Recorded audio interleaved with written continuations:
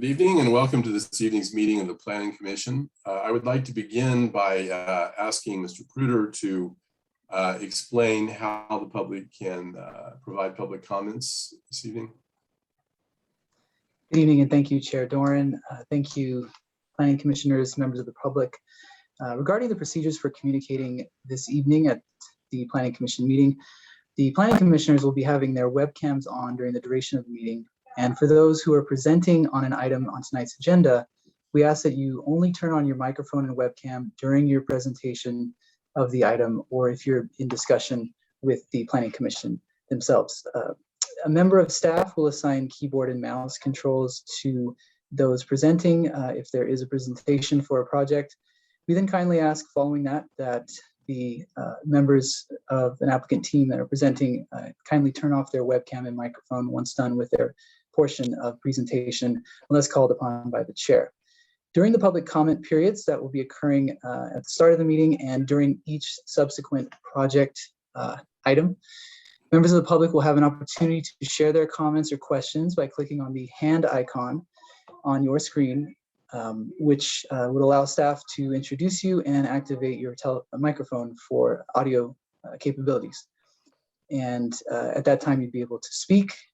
And alternatively, for those of you calling in by phone for this evening's meeting, please press *9 on your keypad in order to notify staff that you have a comment, and you'll also be given the opportunity to speak during public comment period. And for any members of the public who are sharing a Zoom account or phone line with another commenter during this meeting, please inform staff at the beginning of your public comment, and staff member will ensure that the other commenter, in addition to the one starting to speak, will also have an opportunity to speak and provide public comment. With that said, I bring it back to you, Chair Doran. Thank you. Thank you. I'm gonna do a roll call to start. Commissioner Barnes. Present. Commissioner DeCarty. Good evening. Commissioner Kennedy. Hello. Commissioner Riggs. I'm here. And Commissioner Tate. Present. So Commissioner Harris will be absent this evening. With myself, we have 6 commissioners. We have a quorum, so we're going to commence. The first item is reports and announcements from Ms. Sandmeyer. Do you have anything for us? Yes, good evening, Chair Doran and Commissioners. So I have one update on the agenda tonight. Item F2, 500 El Camino Real.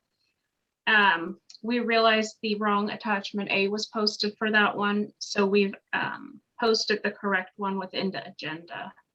So it's added the same way that comments are added within the agenda. That concludes my updates, but I'm happy to answer any questions. Do you have any questions from Ms. Sandmeyer? So I would like to make one announcement. We have an item on the agenda tonight, the last item for Menlo Flats, which we are not able to continue. We need to make sure we have enough time to address that item. So we may be taking it out of order, and my apologies to those who are on the agenda before that, but we may need to do that. So just a warning. Next item on the agenda is, we have an opportunity for public. Yes. I apologize for interjecting. May I ask through the chair to staff for an update on where we have left the sign sizing and bringing forward proposals, regulations, work product for that?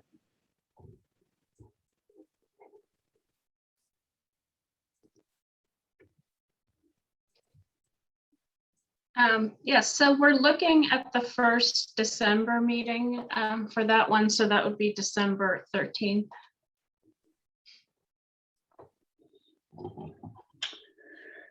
Through the chair, follow-up question.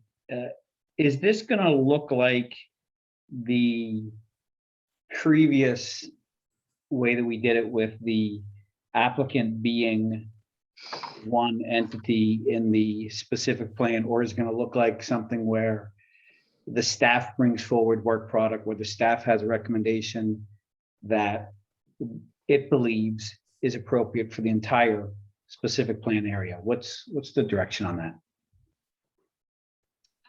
So the application was filed by the applicant, Springline.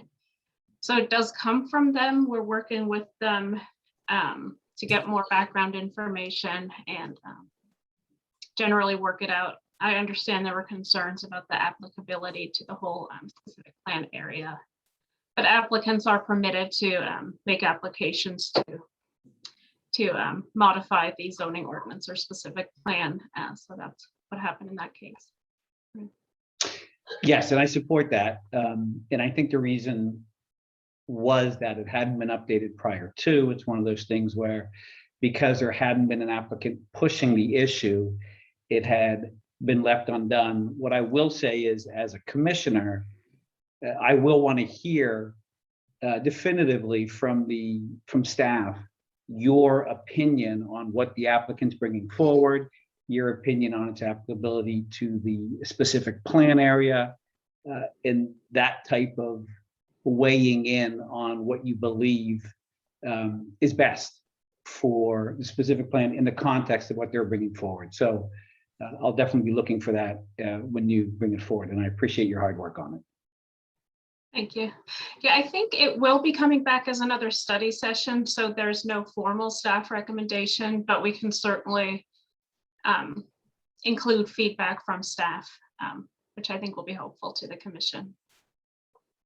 And then how quickly might that move from study session to an item to be considered on the agenda for a vote?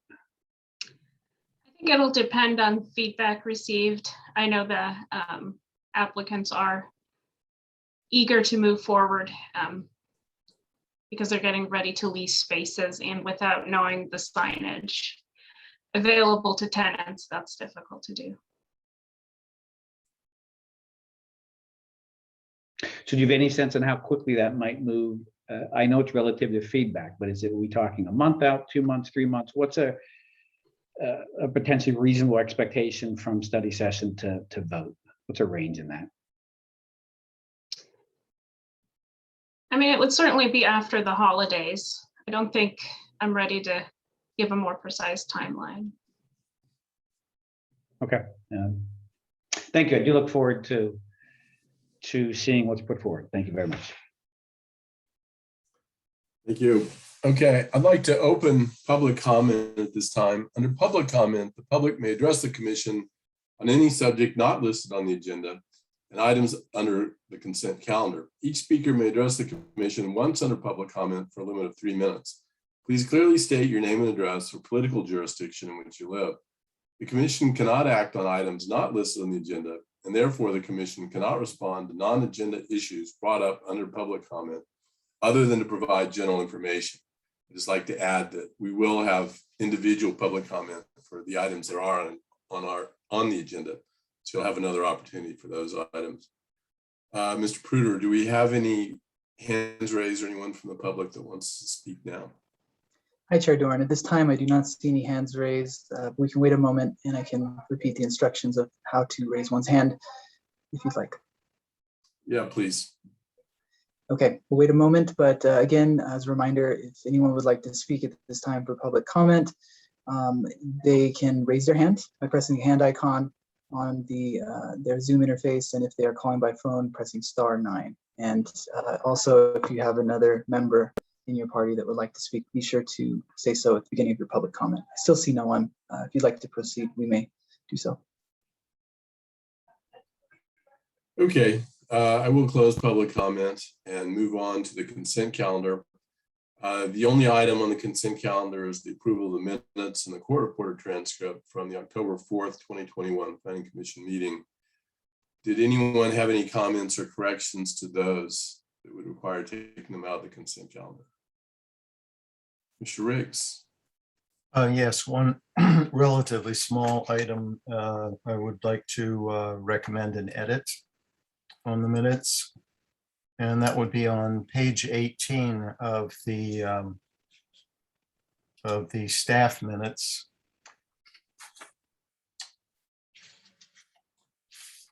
I would say Okay. the first line of the first full paragraph on page 18. Down the sentence a bit, there's a phrase that I think was meant to say a set of. And so I think it would just clarify the meaning. Corinna, I don't know if you would have that that staff report available to look at.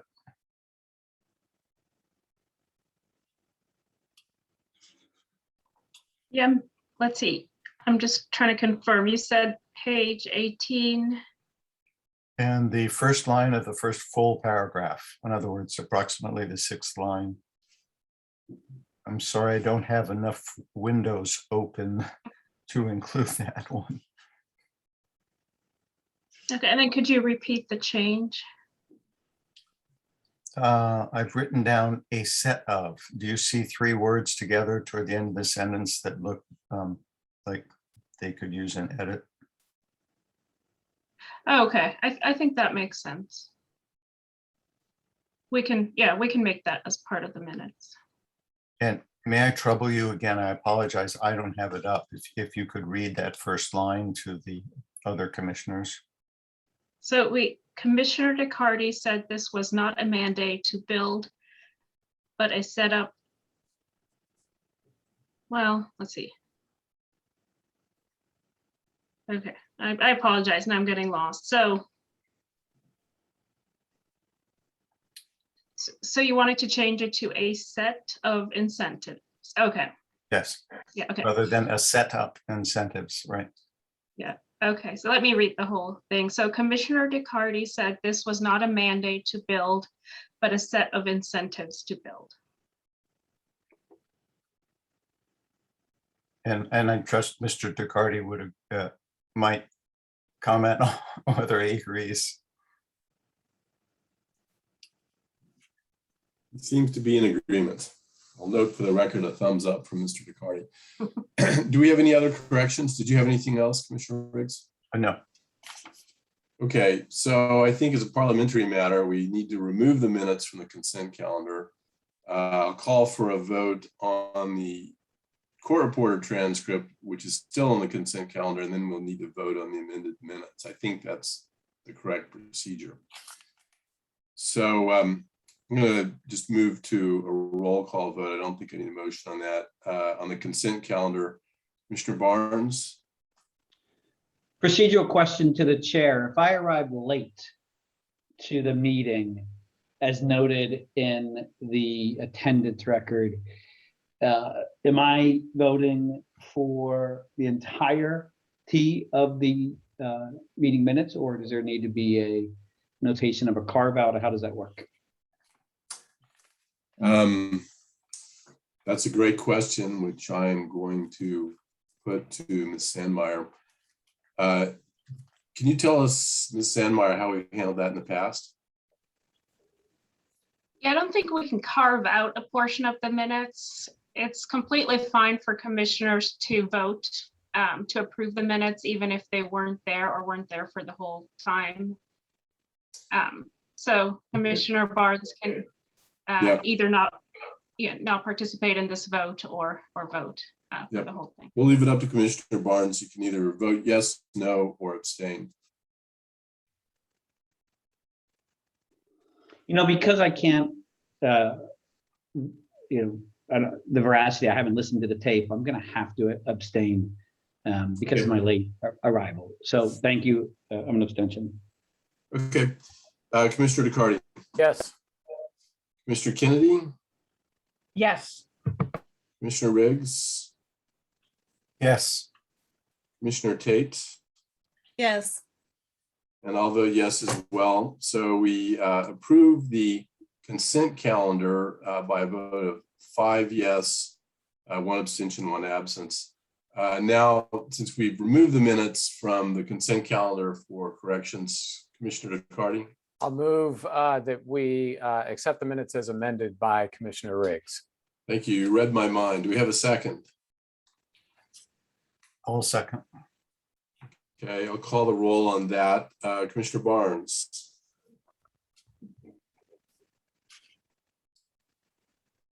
I'm sorry, I missed something. We're This voting. is a separate vote on the minutes. We took the minutes out of the consent calendar because there was a correction to them. So the last vote was for the court reporter transcript. This is for the minutes. Sorry, you're on mute. I will abstain on that as well. Thank you. Okay. Commissioner DeCardi, Yes. Commissioner Kennedy, Yes. Commissioner Riggs, Yes. Commissioner Tate. Yes. I'll vote in favor as well. The minutes are approved as amended per Commissioner Riggs by a vote of 5 yes, 1 abstention, 1 absence. I'll now move to the public hearing portion of the meeting. The first item on the agenda is a use permit revision for Verl and Carol Abai at 973 Roble Avenue. It's a request for a use permit revision to modify previously approved plans to demolish an existing one-story single-family residence and detached garage and construct a new two-story single-family residence with a basement and detached two-car garage on a substandard lot with regard to minimum lot width in the R3 apartment zoning district. The approved use permit included a new accessory dwelling unit, ADU, above the detached garage, which exceeds the maximum height for a detached ADU. The modifications include changes to the previously approved roof deck for the proposed primary dwelling. We have a staff report on this from Mr. Paz. Do you have anything to add or any corrections or addenda to the staff report? Staff has no updates to the report at this time, but we're happy to take any questions. Do we have any questions for Mr. Paz? Okay, do we have anyone from the applicant? Oh, Commissioner Riggs. You're on mute. Yeah, Mr. Paz, can you help me just confirm? It appeared that there was previously a tree midway down on the left property line. And is that correct that a tree was removed or an application has been made to remove a tree halfway down the left property line?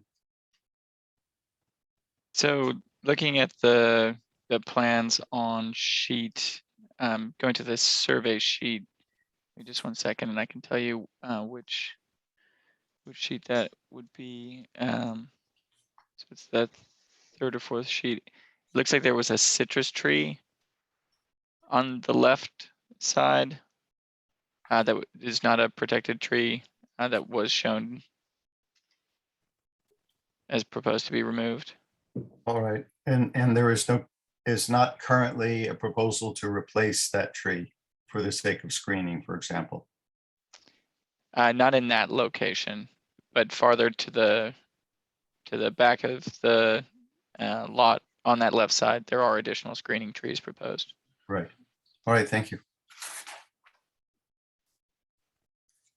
Do we have any other questions from Mr. Paz from the commission?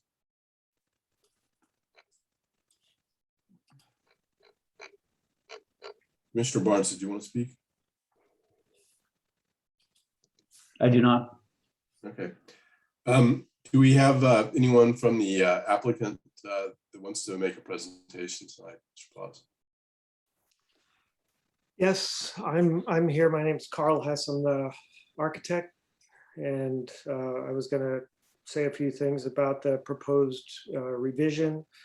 And there's also the owners, Carol and Verl Abbey, that I think are going to say a few words, and Keith Willig, the landscape architect. Should I keep going? Yeah, sure. Whatever order you like. Yeah, so I'm going to go first, and I'll try to go quick. I heard all of your comments earlier about having a impacted schedule tonight. So I won't go through a lot of the background of the project. I think a lot of you may remember it. It was originally, the use permit was approved back in October of 2019. And then we came back for a revision in September of 2020, which was approved. And that involved eliminating the majority of the basement under the proposed new house and locating a ADU above the garage, the detached garage at the back of the property. And tonight we're here to propose or hopefully get approval for another revision, which is fairly insignificant, but it includes a variety of things. And overall with these revisions, nothing changes to the rear back building, the garage with the ADU, and nothing changes to the massing or volume of the proposed two-story house. And I'll just go through what is included in this revision request.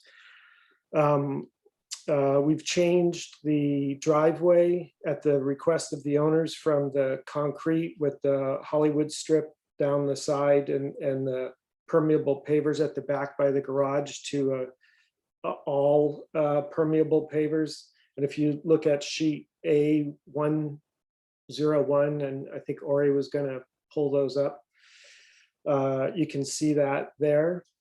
And also as part of the driveway revision per some kind of technical coordination with engineering and our civil engineer, the driveway at the curb cut has been shifted to the right a little bit so that the flare of the curb cut does not project past the left side or the north side property line. And that also can be seen on sheet A101, which is the site plan. And I'm going to slow down here while Ori scrolls. Yeah, right. Yeah. So the top drawing is the previously approved site plan, and the lower site plan drawing is our proposed one. If you could scroll, yeah. And if you notice there that the shading or the texture on the driveway, we're illustrating that as all the permeable pavers. And what I was just talking about with the driveway curb cut and the shift of the driveway where Ori has his cursor to the right a little bit, so the flare of the curb cut doesn't extend past the left side property line if that were continued out to the street. And then a similar slight adjustment back towards the rear left side of the driveway. The driveway creeps in a little bit to make room for a couple of new proposed trees, and I'll talk about those later, and Keith Willig will talk about those as well. There are also some replacement trees in addition to those two I just noted. The tree in the front yard, there was a Indian bean tree that was to be removed, and we had previously an approved replacement tree. The new city arborist did not agree with that tree, and it's been changed from, I forget what it was, to now it's a ginkgo tree. And that's right where Ori has his, the hand. And then similarly there on the right side, right where Ori has his, has the cursor, there's another proposed new ginkgo tree as a screening tree. And again, Keith will speak about that later. On the ground level, the rear concrete patio has been slightly extended, mostly towards the the back and towards the south or the right side. If you zoom out a little, Ori, you'll be able to see both configurations, and that was done as through some design development and working with Keith Willig, the landscape architect, and the owners. And this was the proposed new scheme for the rear patio. And then probably the most significant requested change is the second floor balcony that's off the rear of the house that can be seen best on sheet A202. Yeah. So again, the top second floor plan drawing is the previously approved roof balcony or second floor balcony, and the lower drawing is the proposed, and the footprint of that whole balcony structure remains the same. On the previous one, that area where Ori has his cursor there on the upper side or the north side of the balcony, that was going to be our green roof, and then the area below that going towards the rear of the property was the balcony area, the usable balcony area. And after doing some further analysis on that, we concluded that it would be better to run the balcony from top to bottom in that drawing, looking at the lower drawing, and the green roof area is where Ori has the cursor, and that at that section of the balcony facing the rear, and to provide more significant screening to either side. And if you look at A301, I'll slow down here a second. Yeah. So the top left drawing and top right drawing are the previously approved exterior elevations. The bottom two are the proposed. The one at the bottom left shows the open guardrail that faces the backyard.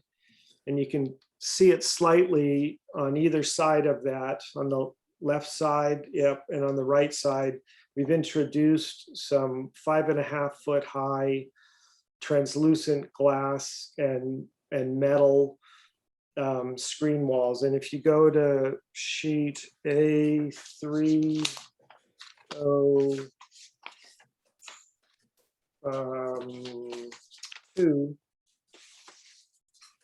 yeah, you can see it there. That's along the driveway side. And we've incorporated those screening elements for both privacy of Carol and Verl, the owners, and the neighbors. And then to further provide privacy screening, those two trees that I mentioned earlier down near the rear left side of the driveway were positioned to block the view or screen the view from between the balcony and the windows of the neighboring building. And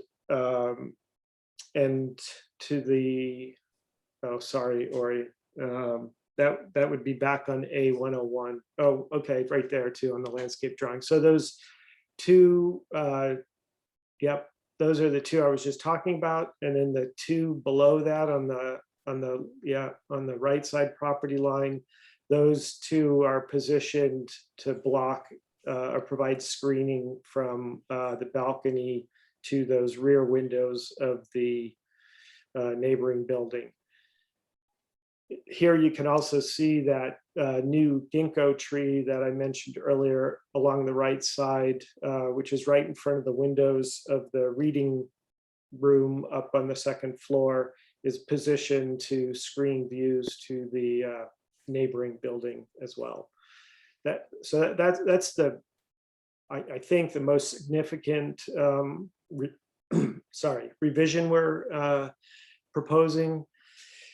There's a few little things on the inside where we've changed some tray shaped ceilings on the second floor to flat ceilings, just to simplify things. One thing that triggered is that there's a small amount of attic space that we now have to count towards floor area, but we're still within or below our max allowable for the site. So that center section there on the second floor where it says reading TV, that had a tray ceiling profile and now it's a flat ceiling. The bedrooms on either side still have a vaulted ceiling. We've adjusted that a little bit, but it's doesn't change the exterior of the building.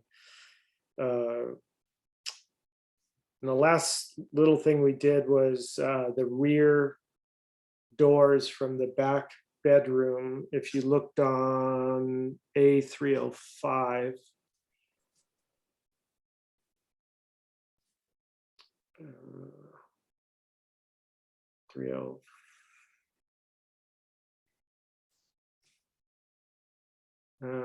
maybe I said that wrong. Sorry. If you look on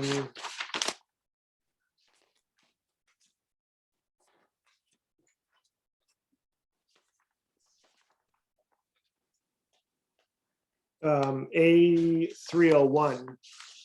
Oh, yeah, sorry, you got it. So those, yeah, right there, those doors, which were in swing doors, we've changed those to out swing doors, and we've introduced that little canopy, cantilever or tension rod hung supported canopy roof over those doors for weather protection. And I think that covers everything I needed to go over. Like I said, Carol and Verl are here virtually, as is Keith Willick, the landscape architect. And I will stop talking. Okay. So would the applicants like to speak as well, or? Yes, I'll just say just really quickly. So Chairman Dorman and Commissioners, just want to state that we, Carol and I have been longtime residents of Menlo Park. We just live a few blocks from City Hall and Laurel Street, and this is planned as our retirement home. Carol actually grew up on this property back in the 50s and 60s, and it's been a long process. Initially, we wanted an ADU, were denied an ADU because R3 zoning didn't allow ADUs in Menlo Park until the state changed the law. That's why we went back in September of 2020 and got that change.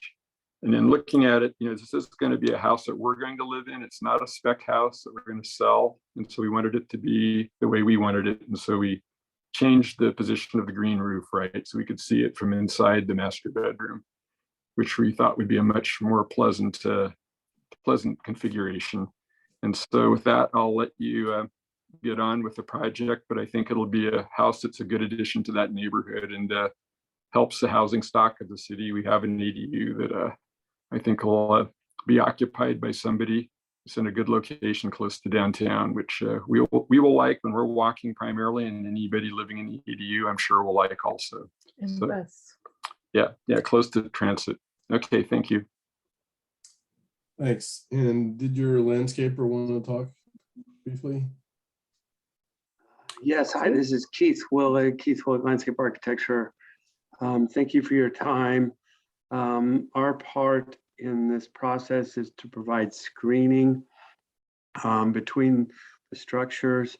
We've been in constant contact with the town arborist, working off the approved list for screen trees and using some site analysis for proper placement, putting them where they're most effective in conjunction with the screening glass on the second balcony and on the side yards. We chose species that were important to the owners, provided the right heights as requested, and we'll add attractive elements to the landscape. Appreciate your time. Thank you. Thank you. Do we have any clarifying questions from the commission before I open up to public comment? Okay, I'm not seeing any. Oh, Commissioner Riggs. Yeah, thank you. Through the chair, if I could ask Mr. Willig a question. Certainly. And by the way, good evening. I have worked with Mr. Willig before, but not in quite a few years. So I wanted to ask if, well, it's an architectural question to start with. It doesn't appear that the 5'6" high glass screening is 100% as long as the balcony. So if I were standing at the balcony admiring the cars below in the driveway, I could also turn my head left and look down on the nearest of the series of windows in the apartment building next door. In particular, past where the citrus tree used to be. Would it be possible to plant a screening tree? I understand you have the proximity of the driveway to the fence to deal with, and you had to veer that away a little bit after the cars pass the house. But would it be, should the neighbor be interested, would it be possible to offer to plant a tree on their side of the fence to somewhat augment or to fill in the gap between the glass wall screening and the two new trees and how they will screen? Mr. Riggs, nice to see you. I can't speak for the owner next door, of course. I think, and I can't speak for Carl, but I believe the height of the fence was designed mostly because they were sitting up there, and that would take care of them sitting. And then we took care of the view past the end of the screen glass with those trees. I don't know if I can address a planting on the neighbor's property or additional planting at this time. Of course, that would only be an offer if the neighbors were interested. So at this moment, I'm just asking if that seems practical, even if it's just a 15-gallon tree, to indicate some future where there's a little bit more privacy, where it's filled in. Where, I mean, I realize that the applicants can sit and have their privacy, but it's their option and not the neighbors to disrupt that occupancy by hanging out at the balcony, as I recently did at a party in Los Gatos. And you have the opportunity, of course, to admire what's going on in the windows, which I did not do. You know, I've always appreciated landscaping that has a symbiotic relationship across property lines, because they really only occur on paper. And I think that would be a beneficial response. Carl, did you have something? Yeah, I did. I just wanted to make a clarification, Ori, well, right there, actually. So yeah, that glass screening wall does go all the way to the end of the balcony area on that side of the building. What you're seeing beyond is the part, the extension that's the green roof that you can't access. You can't get to because there's a guardrail in between that and the other side, if that makes sense. It does, and we're just sort of in the questions phase, so let me leave it at that. And I appreciate the better understanding.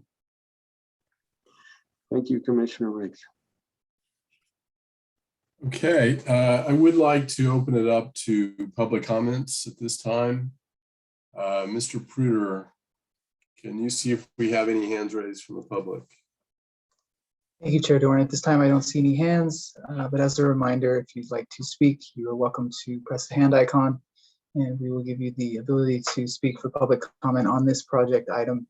And you can also press *9 if you are calling by phone, and we can wait a moment if you'd like. Chair Doran, I still see no hands. Yeah, let's give it a moment. Okay.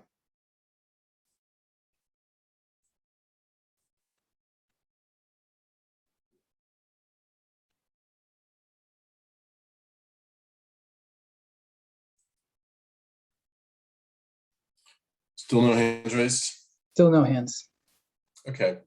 I'm going to close public comment, bring it back to the commission for further comments, questions, whatever anyone might have. Commissioner DeCarty.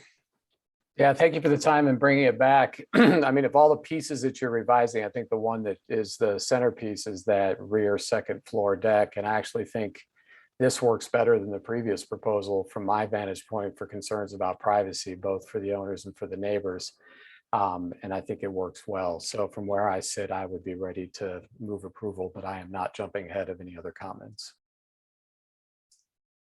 Okay. Would anyone else like to speak?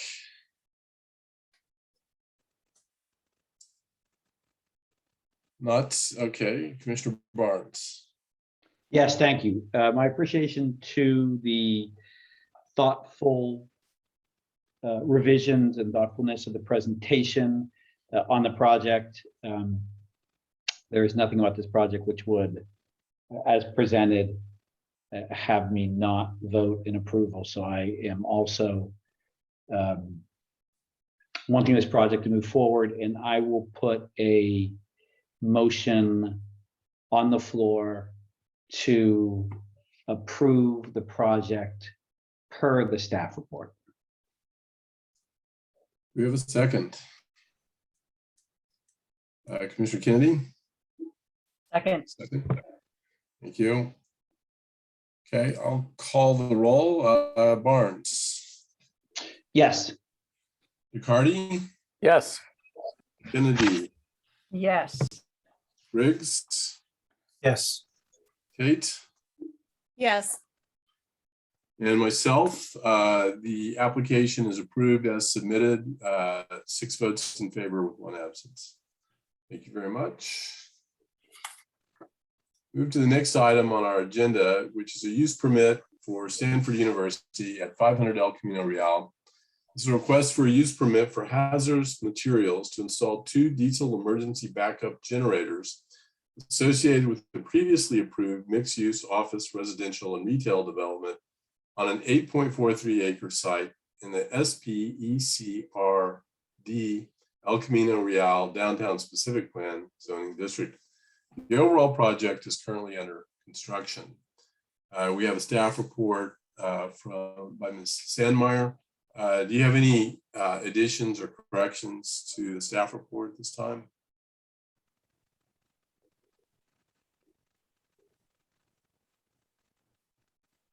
Yes, so as I mentioned earlier, there is an update to attachment A. So the wrong one was accidentally posted, and the correct one is now included in the agenda. And Vaughn, if you could put that up now, so we can go over it quickly.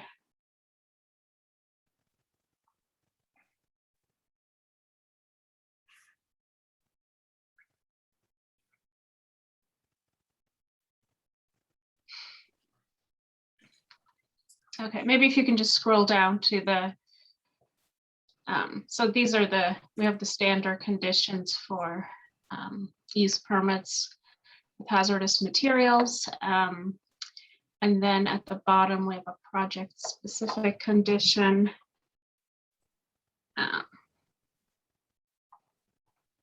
Yeah, if you can zoom in, that would be helpful. So, thank you, thanks, Vaughn. So this just requires the applicant to document having completed the requirements outlined in the agency referral forms. That's attachment H. So we have confirmed all the other attachments are correct and the analysis in the staff report is correct. Just the wrong attachment A was included. We apologize for that.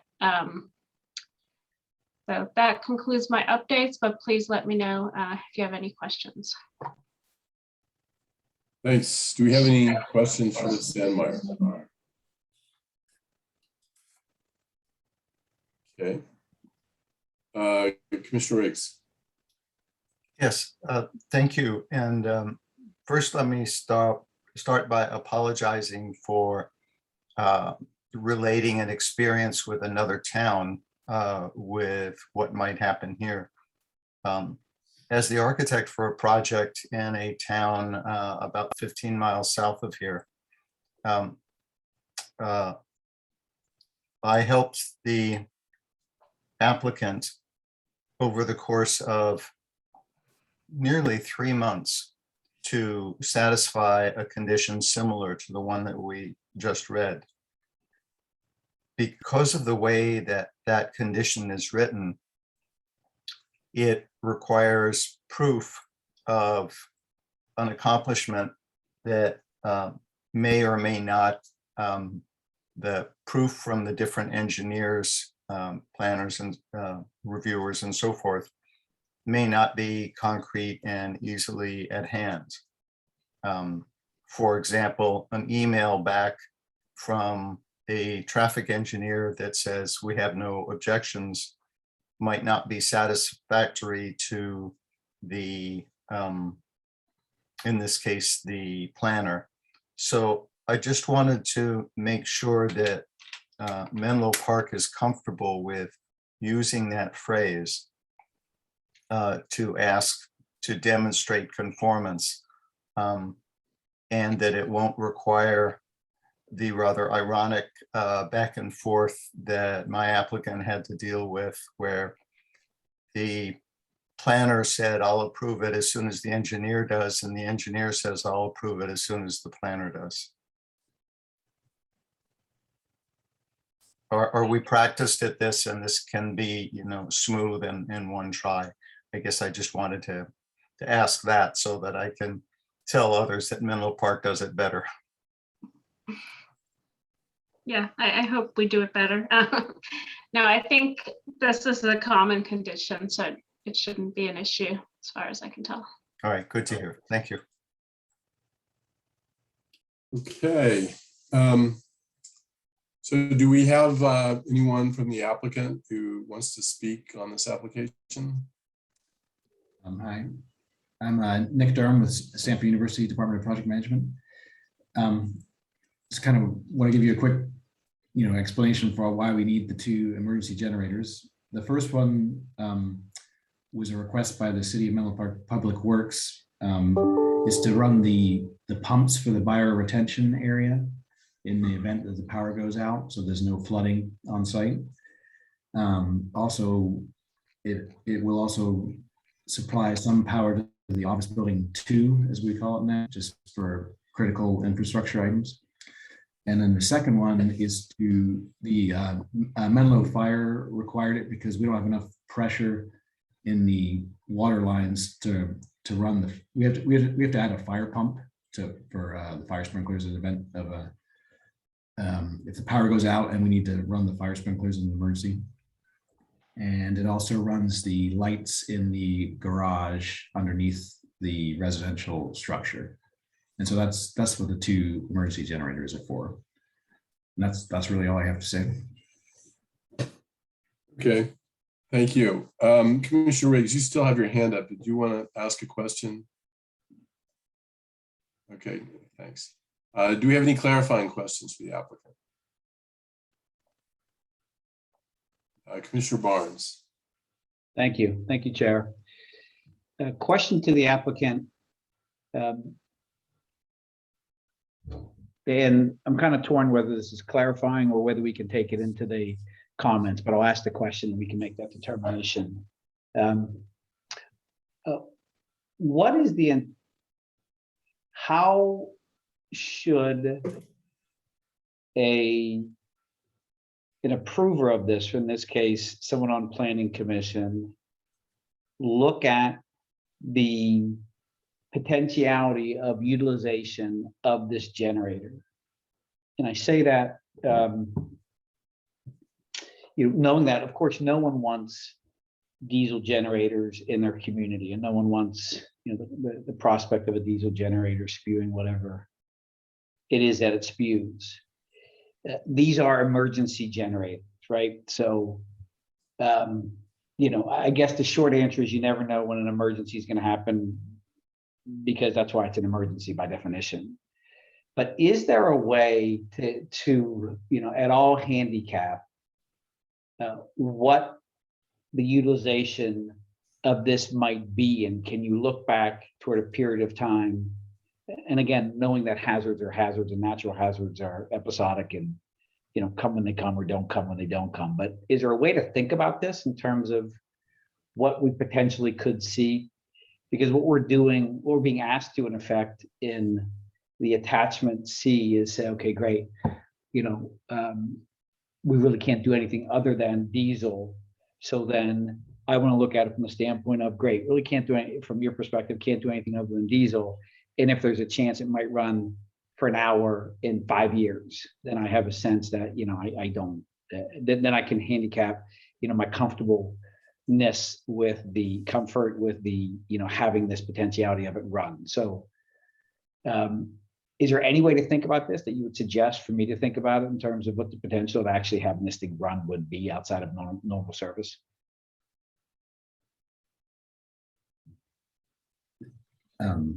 Well, I'm not sure if I understand the question correctly. I mean, the intent is to not run them other than in the event of emergency, and having to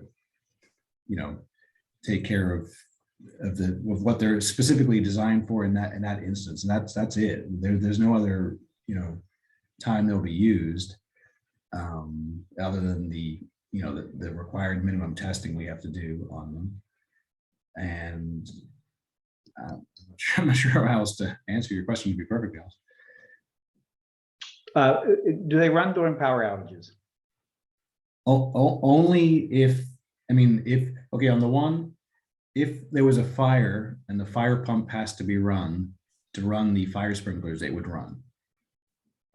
It would be on to run the garage lights, which is a very minimal draw.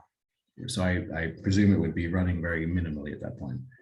The other one is only to run the bioswale pumps, which would be, in a storm event, I presume.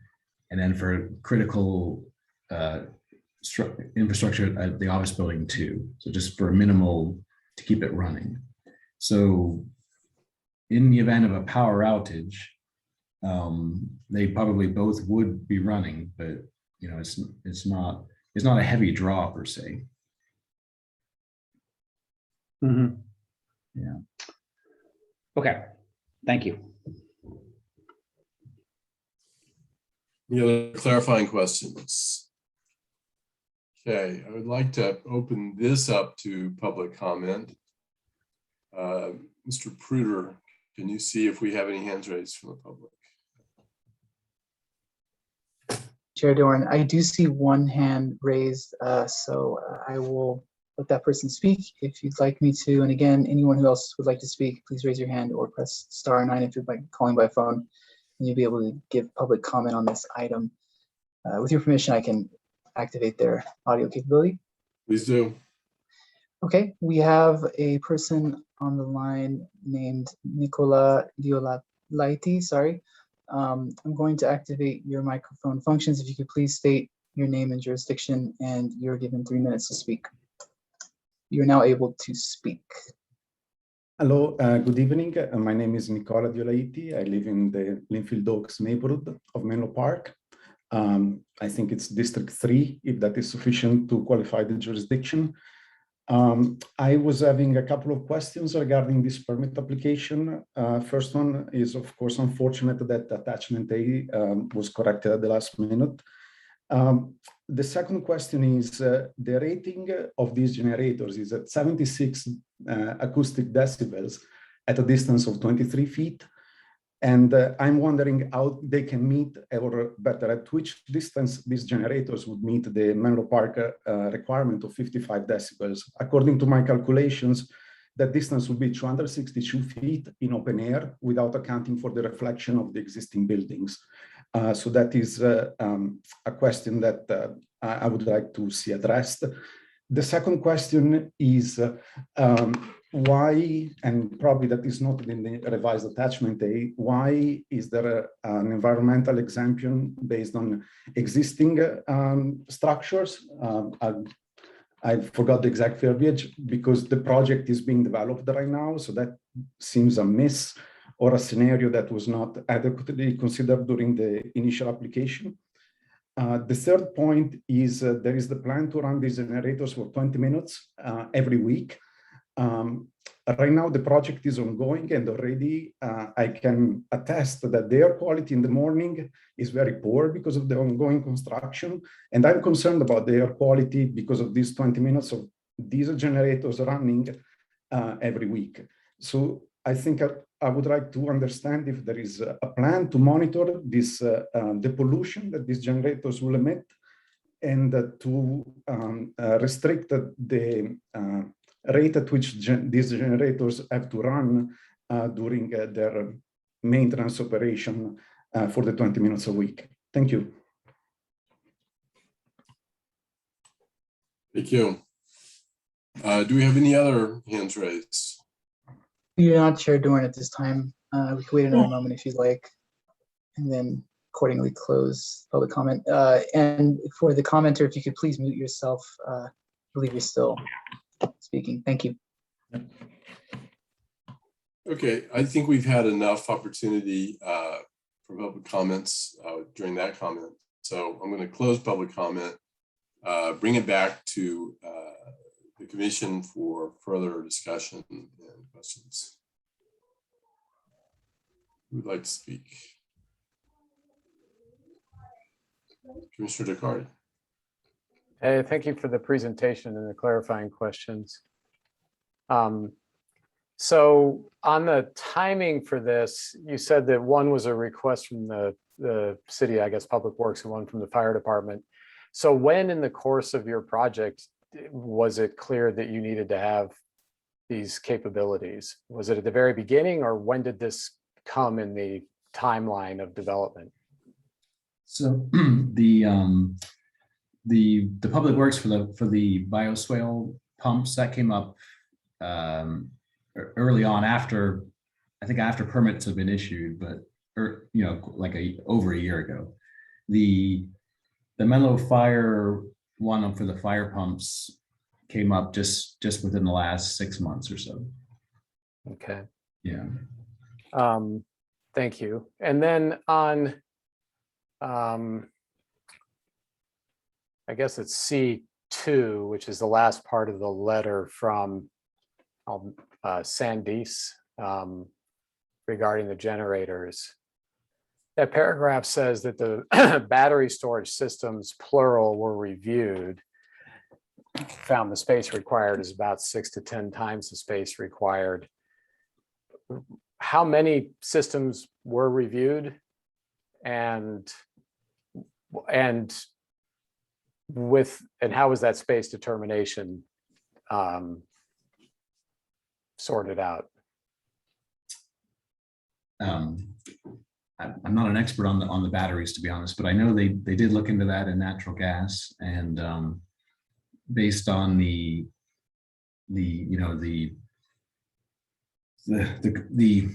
formula they do for how long for the power they need and what has to run, the batteries ended up being a giant space. It was I guess the battery technology isn't there yet, is what was explained to me. And I think the gas was not, it wasn't enough. You couldn't run it with a natural gas generator. So the diesel was determined to be the, kind of the sweet spot in terms of getting the capacity and the space and everything else. You know how long they are mandated to be able to run? The 20, how long total? I'm not exactly sure. It's in terms of the 20-minute testing, which was part of the question, is that I believe is a requirement by, I think I don't know if it's BAA QMD or somebody, but that's where we got that one from. Yeah, no, it's not the 20 minutes. It's just how long. I mean, so how long is the flooding event? Does it have to, do the bioswale pumps have to operate for hours, days, weeks, months? What's the duration that you had to spec the capacity for? Yeah, I don't remember now, to be honest. I'd have to ask someone from Sandus. They did all the calcs. I appreciate your time on this. As long as I have the floor, I'll say I'm unprepared to vote approval without understanding that better. I don't believe, and I think I believe with some further digging that if in fact it's necessary to have diesel, I could be convinced, but without knowing exactly what was looked at, what the specs were, and how we got to 6 to 10 times, I'm not going to be able to vote in approval of this item tonight. Thank you. Do we have anyone else who would like to speak? Commissioner Riggs. Thank you. I happen to have been on the team of several large projects, and virtually all of them have diesel generators. And the need is, it varies from the fire department wanting an elevator to run to pumps for the fire department to emergency lighting, if it's that extensive, although in most cases we handle that with battery backups in the lighting itself. So it's hard to get around diesel generators. It's a cost that I think developers would love to throw aside. That said, when you have them, you have to work with them. Since they're run 20 minutes on a regular basis, they do have to be refueled at some time.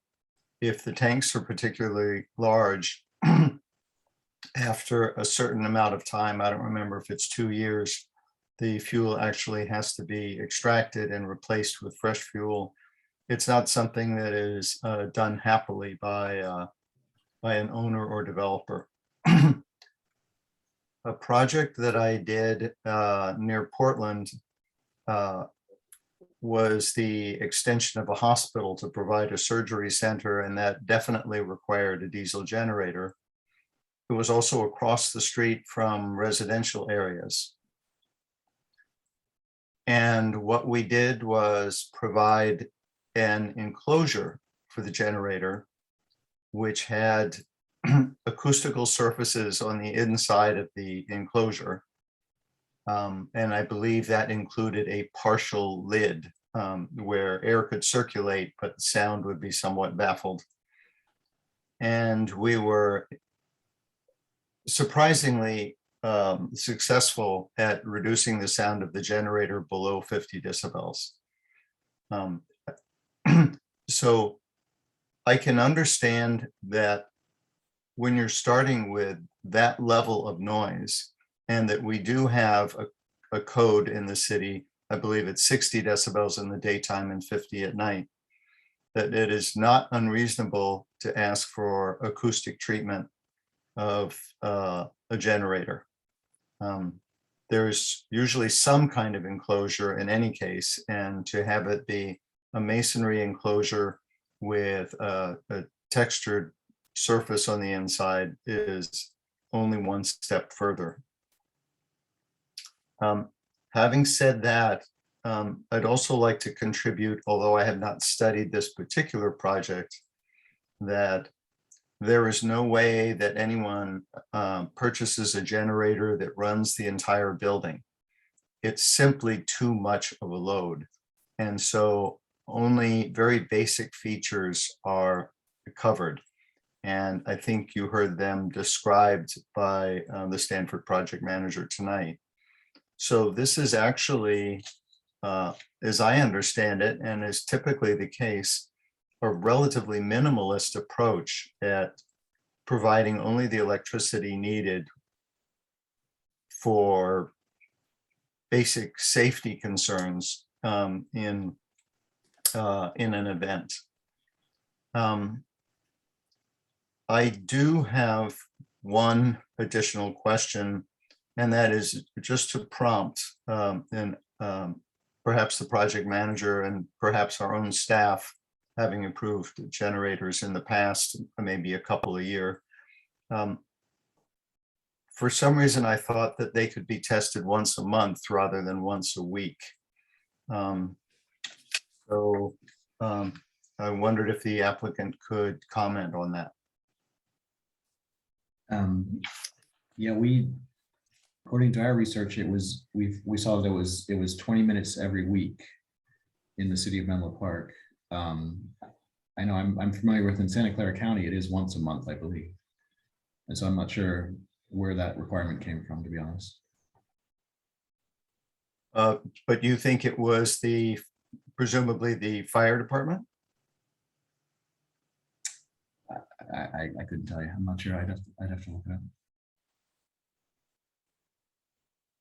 Okay, thank you. So if I'm going to vote to approve this, I do want to note, first of all, with apologies, that this issue was not part of the approval requirements 2-3 years ago. It really should have been.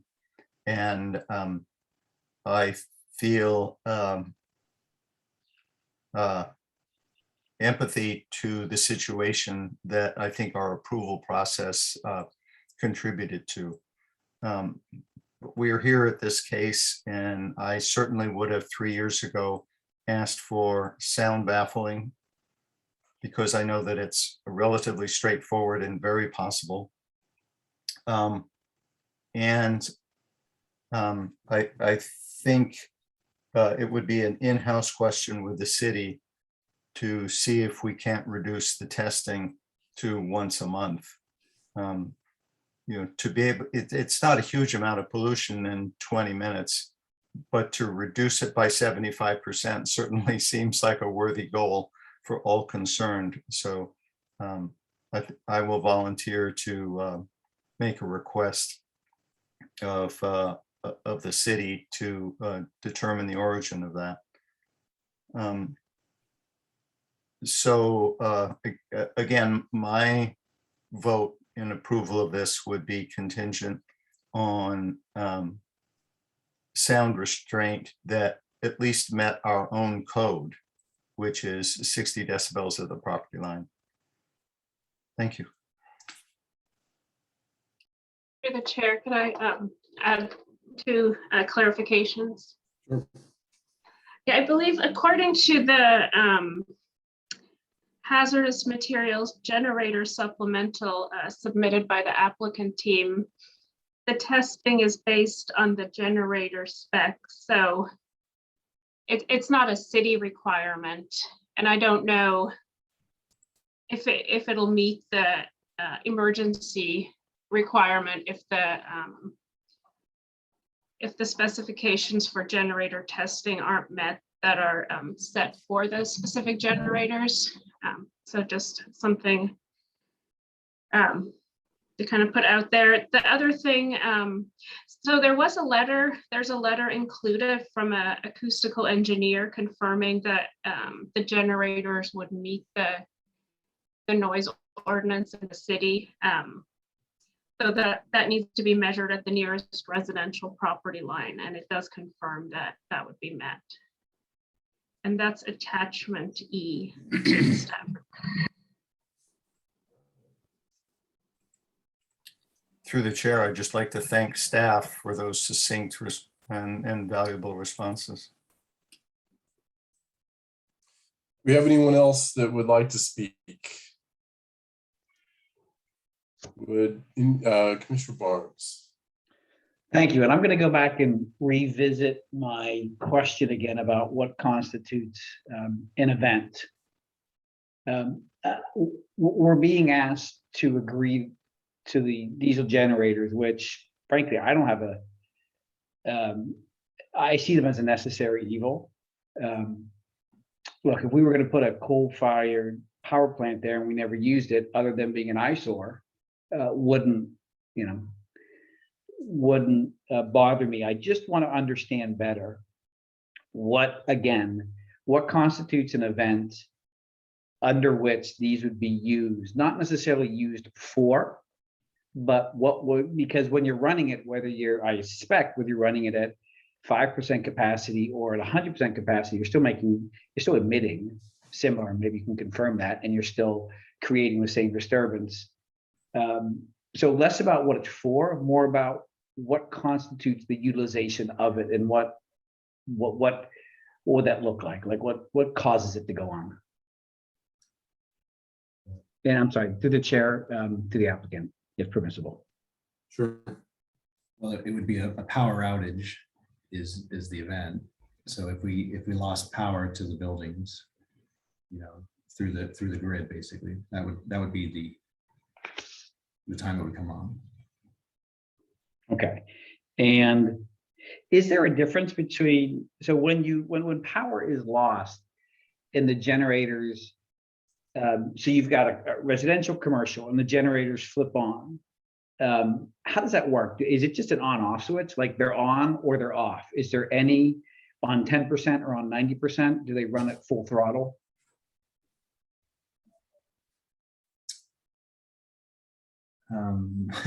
That's a good question. I'm not exactly positive on how it works. They're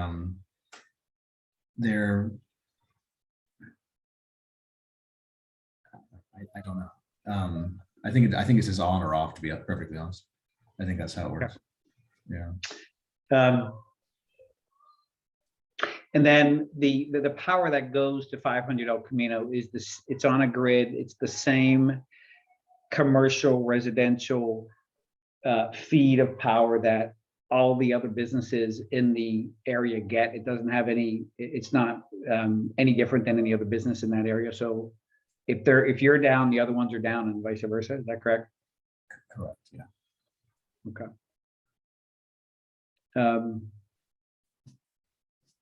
And what is the emissions of it? Like what does the emissions, what does this thing emit in terms of stuff coming out of it that's potentially deleterious to someone's health? You have to go to the attachments.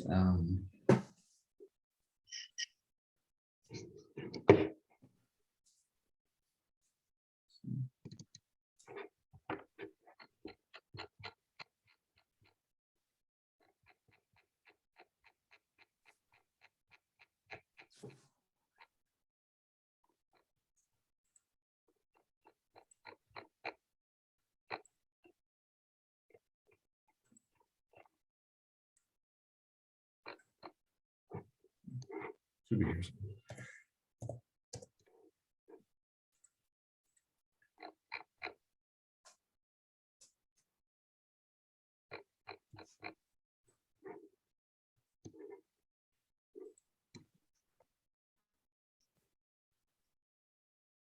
So the one for the fire pump in the residential buildings, the garage lights,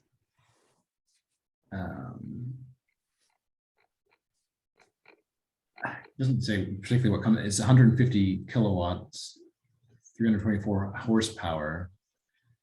In terms of what comes out, I don't think there's an actual formula here.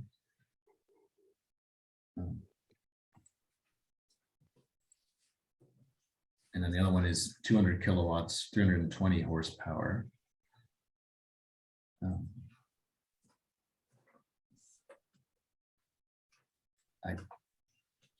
I couldn't tell you what exactly is coming out of that. I'm not sure. I mean, it's a modern engine, so it's it's treated as it can be, but it is diesel gas, obviously. But I can't quantify it to you what it is. Thank you. And my intent in asking that question is just to quantify what it is that we're talking about, because we see these diesel generator requests on larger commercial projects, and are we talking about backing up a tractor trailer for 15 minutes and running it? I mean, is that what we're talking about? Are we talking about a fleet of tractor trailers at any one time? But in the absence of that, I got it. Okay, and let me. I'll just say for the benefit of everyone here. I mean, we have diesel trains running up and down. And hopefully, they'll get electrified at some point. But I mean, this is right next to a train track, which is, from both a noise and an emission standpoint, is emitting, I suspect, far more than these diesel generators ever would. Okay, so thank you for that. I'm prepared to seeing it as a necessary evil for what gets developed for commercial development. I'll make a motion for approval per the staff report, and see what my other fellow commissioners have to say about that. Thank you. Do we have a second?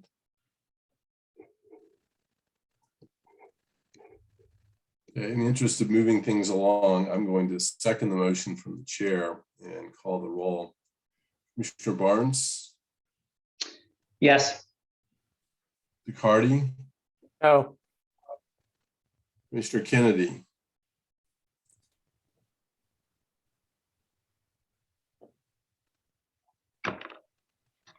Commissioner Kennedy, are you still with us?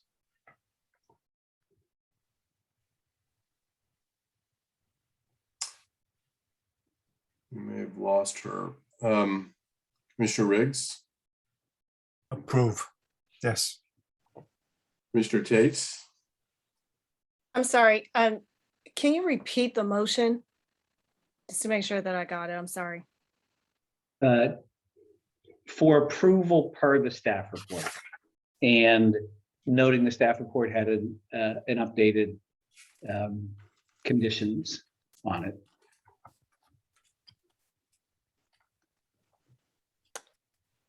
Yes. Okay. Commissioner Kennedy, are you with us?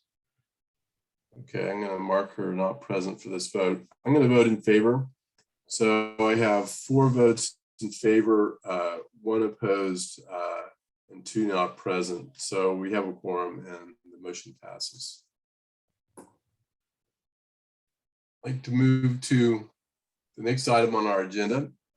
This is a use permit and architectural control from Scott Erickson at 2245 AV Avenue.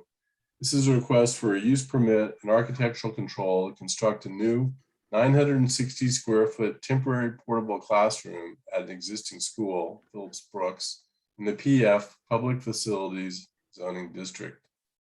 We have a staff report from Mr. Pruder. Did you have anything to add to it or any corrections? Good evening, Chair Doran. Thank you for that.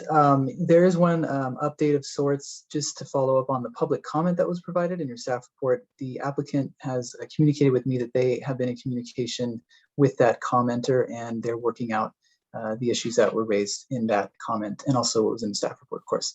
Other than that, I have no other comments, and I'm available for any questions that you have. Thank you. Thank you. Do we have any clarifying questions from the commission? Okay, not seeing any. Would the applicant like to make a presentation? Yes, Mr. Chair, thank you very much.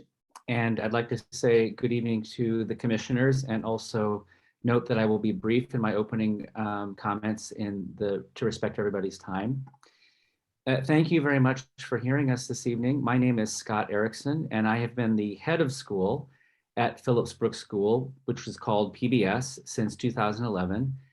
My priorities over a decade have been being a good neighbor, strong community relations, serving our students, and an effective partnership with the City of Menlo Park.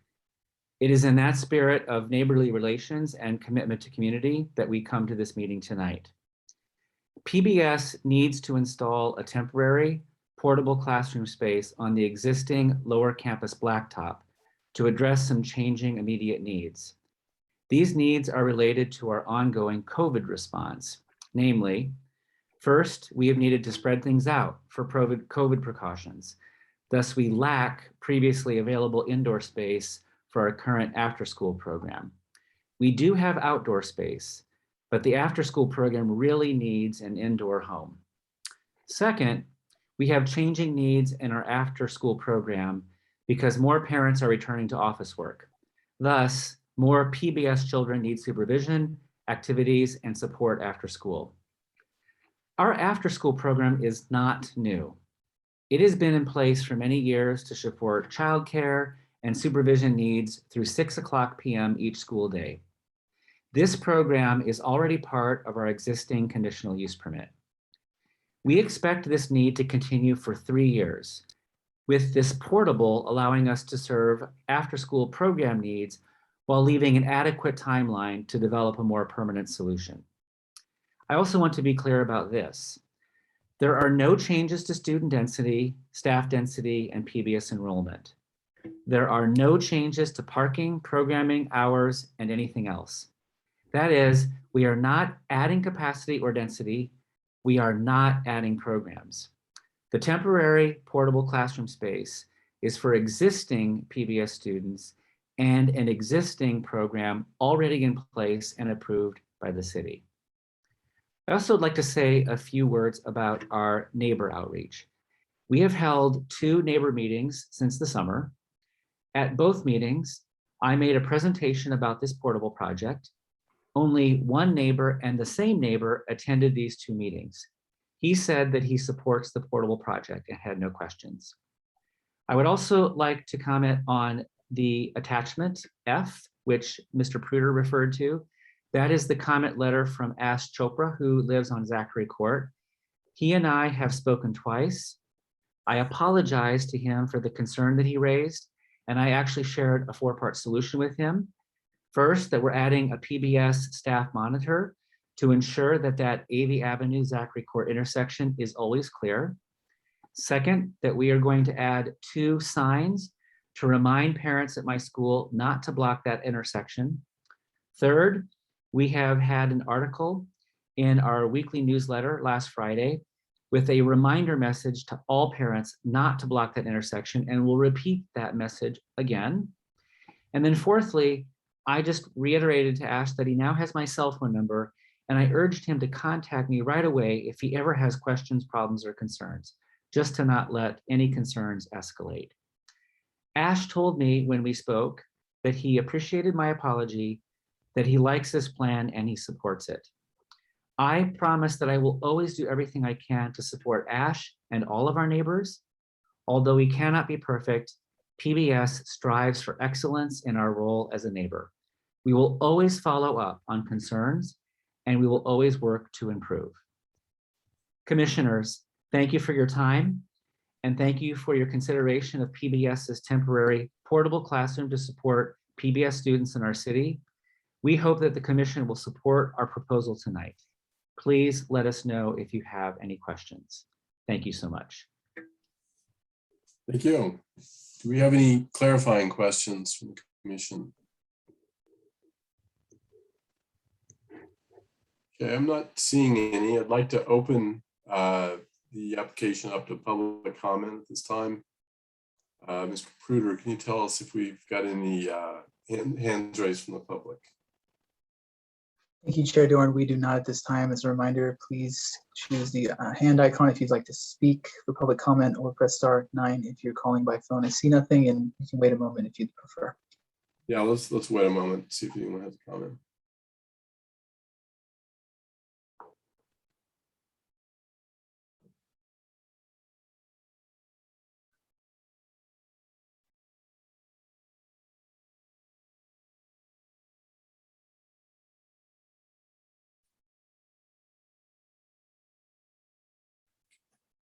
Still no hand raised? That is correct. Still no hand raised. Okay, I'm going to close public comment and bring it back to the commission for comments or discussion. Commissioner Barnes. Yes, worthy, thank you, Chair. Worthy endeavor indeed. I mean, this is the size of an ADU in West Menlo, so I can't say yes fast enough. But before I make a motion, I do want to hear from Mr. Erickson about the artwork that's behind him. Is that a screensaver or is that a real piece of art? Because it's beautiful. Commissioner Barnes, thank you very much. That is a creation by my husband, Ryan, who paints. And so thank you so much. I will pass that along to him when I have dinner with him. I appreciate that. That's exquisite. So with that, and I don't mean to rush my fellow commissioners, but I find it hard to believe that this would not be a vote that we want to take quickly and dispatch with. So I'm going to make a motion to approve this per the staff report. We have a second. Mr. Kennedy. Second. Okay, I'm going to call the roll. Commissioner Barnes. Yes. McCarty. Yes. Kennedy. Yes. Riggs. Yes. Kate. Yes. I'm going to vote in favor as well. So the motion's approved with 6 votes in favor, 1 absent. Thank you very much. Thank you, commissioners. I appreciate that. Okay, so the next item on the agenda is environmental impact report. I think we have a combined staff report with a study session to follow. The draft environmental impact report, EIR, is public hearing with Andrew Marcos from Gray Star, 165 Jefferson Drive, Menlo Flats. It's a public hearing to receive comments on the draft EIR to redevelop the project site with approximately 158 multifamily dwelling units, inclusive of 20 additional bonus units with the incorporation of on-site below market rate units per the city's BMR housing program, Chapter 16, 96040, and approximately 14,862 square feet of commercial space on a 1.38 acre parcel. The proposed mixed-use building would be 8 stories in height, including three levels above grade podium parking.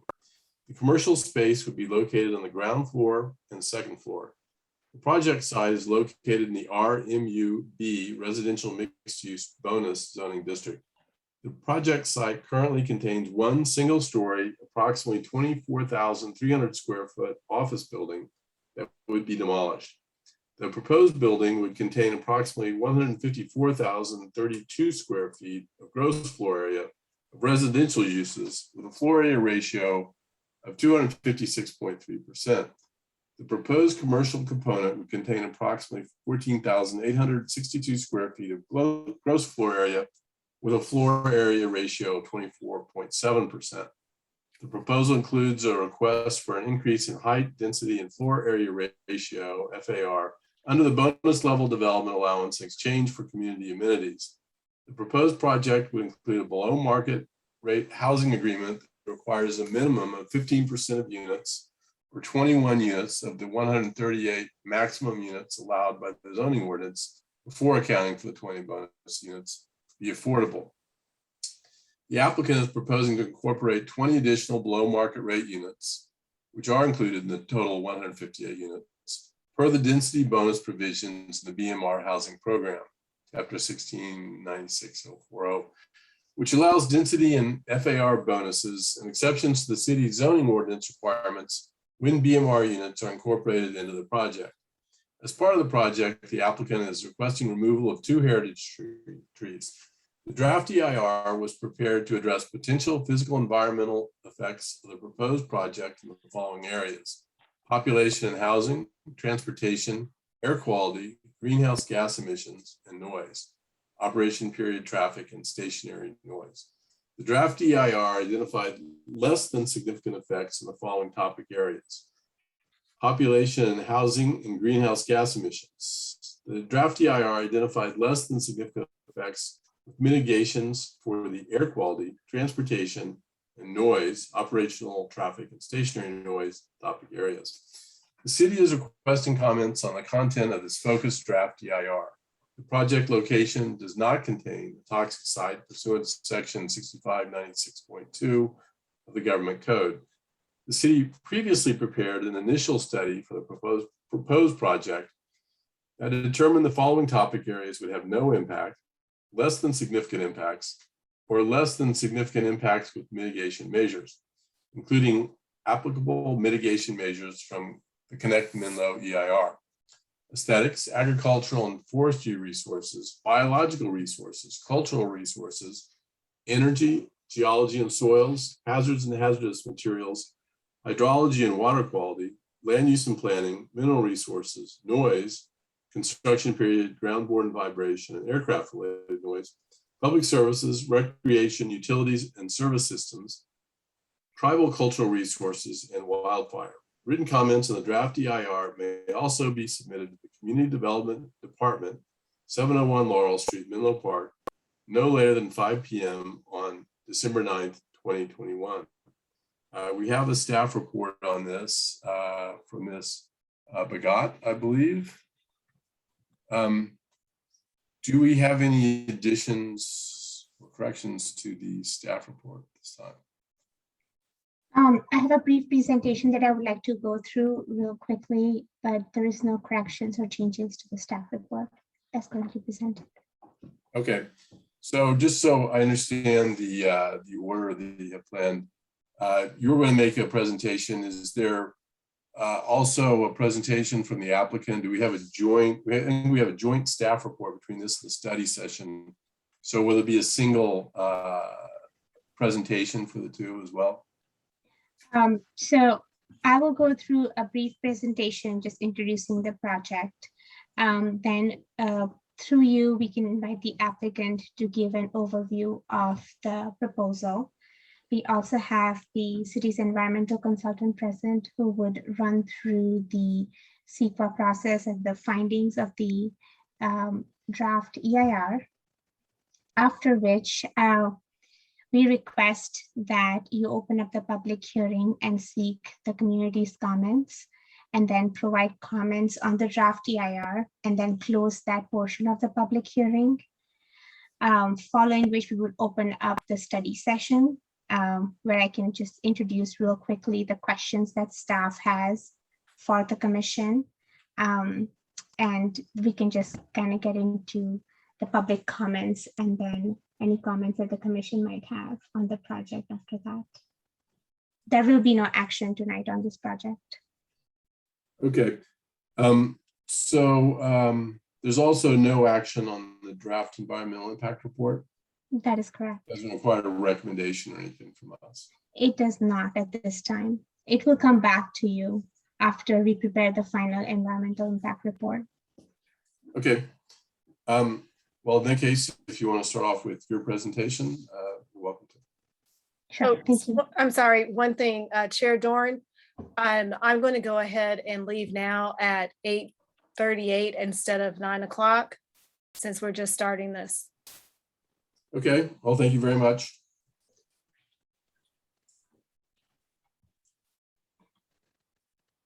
So if you want to proceed with your presentation now. Yeah, I'm just bringing up the slides. Just give me 1 second.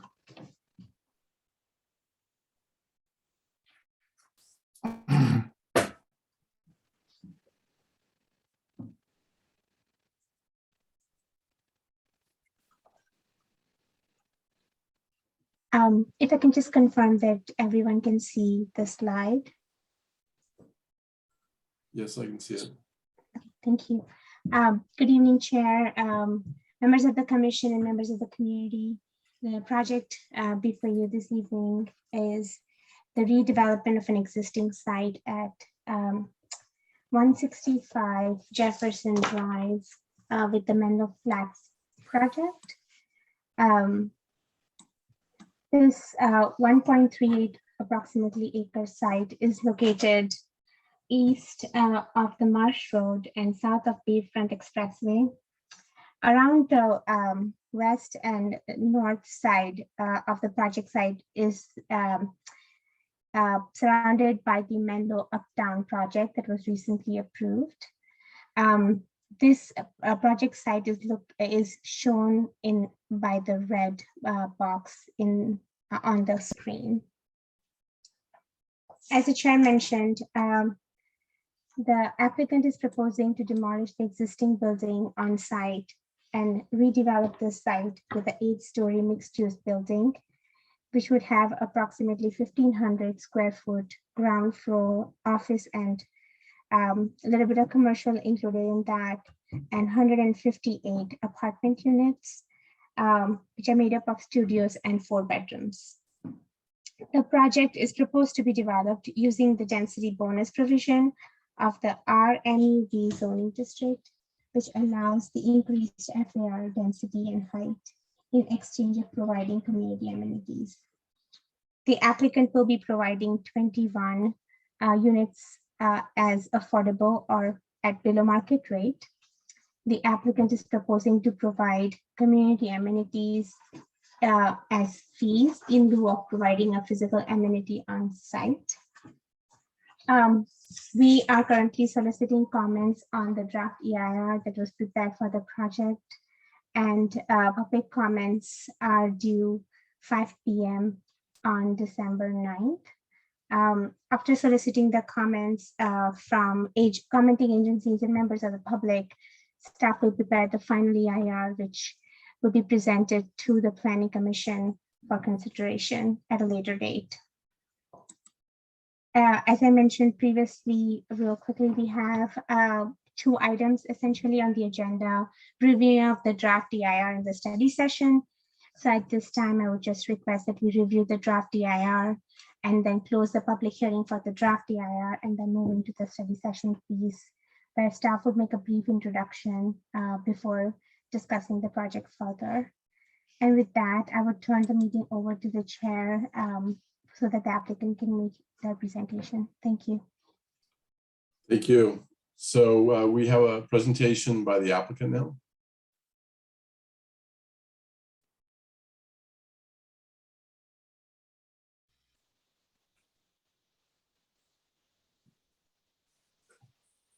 Good evening, Chair Doran and Planning Commissioners. Just wait to get the presentation up.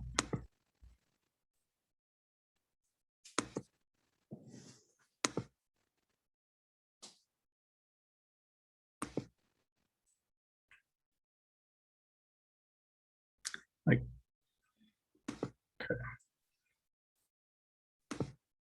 All right.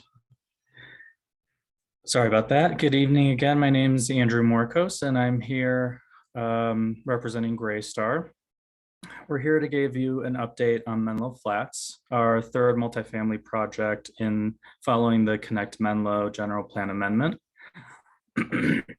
I'll provide a brief update, an overview of the project, and explain how we've incorporated Planning Commission and the community's feedback to date. But first, I want to give an overview of Greystar in Menlo Park to date. Between this project, Menlo Flats, our recently approved projects, Menlo Uptown and Menlo Portal, and our completed project along Menlo Park, we're working with the city to provide over 1,100 homes. Over 140 of these homes will be affordable BMRs. Some project highlights of Menlo Flats are that it consists of 158 homes and made up of studios and 4 bedrooms, 4 baths, and just under 15,000 square feet of non-residential space. It includes 21 BMR affordable homes located on site and equitably distributed throughout the project. For our community amenity, we're recommending an in lieu fee totaling $4.84 million, which I'll go into further detail on the next few slides. From an environmental perspective, this project has ambitious environmental features, including LEED Gold design, certification, and 100% all electric, no gas, and ample EV charging opportunities for parking. From a open space perspective, this project provides over 5,200 square feet of publicly accessible open space, which exceeds the city's requirement by about 39%. And finally, a focus on connectivity, including a paseo to create a future connection between Constitution and Jefferson Drive and ample bike parking altogether encourage walking and biking from this location. I'd like to dig into the community amenity a bit more since it's an important feature of this project and development proposal. The appraised value as determined by the city's consultant totaled $4.4 million. We're including the administrative fee of 10%, that gets to $4.84 million. I also wanted to pass along some feedback I received from community members as we had community meetings on how these funds could be spent. One was a pedestrian bridge or underpass connecting the Bayfront area to the Onetta Harris Community Center. Another was an expansion-related contribution to Sequoia Union High School District. Housing subsidies to support and prevent further displacement in Bellhaven. Public transportation improvements in Bellhaven and in the Bayfront area. There's been interest in a sound wall adjacent to Highway 101 along Bellhaven. And finally, some of the Connect Menlo community amenity list is still of interest and includes a grocery store, pharmacy, and undergrounding power lines all in Bellhaven. To update you on the BMR proposal for this project, we've taken feedback from Menlo Portal and Uptown and provided two alternatives here. One provides 21 all low-income homes, and the other provides a mix of affordability at very low income, and moderate income. Here we have a few of Planning Commission's comments from our previous meetings. First, there was a concern over the diesel generator that we had in our previous design. In this update, we've removed the diesel generator and will be using battery inverters for emergency backup power. Second, there were some comments regarding parking. For this project, we're actually requesting a waiver to reduce parking below the minimum required for 158 units and are providing a 0.87 parking ratio, which is below the parking ratio of similar multifamily properties in both Menlo Park and Redwood City. Next, we're continuing to refine the publicly accessible open space and paseo, and I'll go into more detail on the following slides. And lastly, we are slightly short on bike parking in this current plan set, but will provide the required amount. And we're working with our design team and city to show that in the plan set following this meeting. Here I want to highlight the bottom right-hand corner. You'll see where our publicly accessible open space connects with the paseo. This is the previous rendering. And if you look at that same area in the next rendering, which you'll see here, we've augmented the area by transitioning the open space through a stadium seating to what we hope is a cafe or a non-residential portion of the project. And this also continues to connect with the paseo on the right-hand side. As far as community outreach, we initially presented Menlo Flats to Planning Commission in April of 2020. In June of 2020, we distributed information flyers to over 6,000 addresses in the neighboring communities, including all of Bellhaven, and had one-on-one conversations from those flyers. Just last month, we again distributed flyers to over 6,000 addresses in the same neighborhoods as previously, and hosted two virtual neighborhood meetings a couple weeks ago, from which I shared some of the feedback on the previous slides around community amenities. Lastly, I don't need to go through a draft EIR update. LSA and staff will do more than that. But I do just want to highlight that the draft EIR found no significant and unavoidable impacts with mitigation. And with that, I'd like to introduce our design team, Clark Manis from Heller Manis, Karen Kroliski from PGA is our landscape architect. And with that, Clark, take it away. Terrific. Okay, thank you, Andrew. Karen and I just wanted to take you, Chair, and the Commission around the building as we've continued to adjust the design. I think the last time we were before you, as Andrew said, there were probably a handful of things that we needed to continue to refine, and I just want to focus on a couple of those as we walk around the building. All the renderings that you'll see, there's a handful of them. We have updated in order to reflect the current design and some of the things that we worked hard with staff on to resolve. So the first is, and Karen will talk a little bit more in detail about the sort of nature of the pocket park. As you all remember, and I'll just sort of help remind you, one of the things that I think you provided input on was the porosity ability of the retail space and the ability for people to be able to gather on that corner in that pocket park, which leads up to the Paseo as it goes around the project. And I think that was one of the things that we feel very successful in the course of incorporating as a part of your suggestions. So that was one of the items on your list. So next. So coming around, go back one more. Coming around to the entry side on the southwest, not a lot has changed here. One of the things that's probably worth noting is on the left-hand side, and you'll see this on the north side as well as on the Paseo side, we've looked to try and green the building up, use of vines of various types. Karen can elaborate on the nature of those in an effort to soften the building, but we've been pretty comfortable and confident about the expression of that and the ability to sort of soften the character of the building. Next. And then coming around on the Paseo side, this view is actually looking back towards the street. Paseo is on the left-hand side. North side of the building is on the right. It actually fronts the Uptan project and the townhouses that were approved by this commission previously.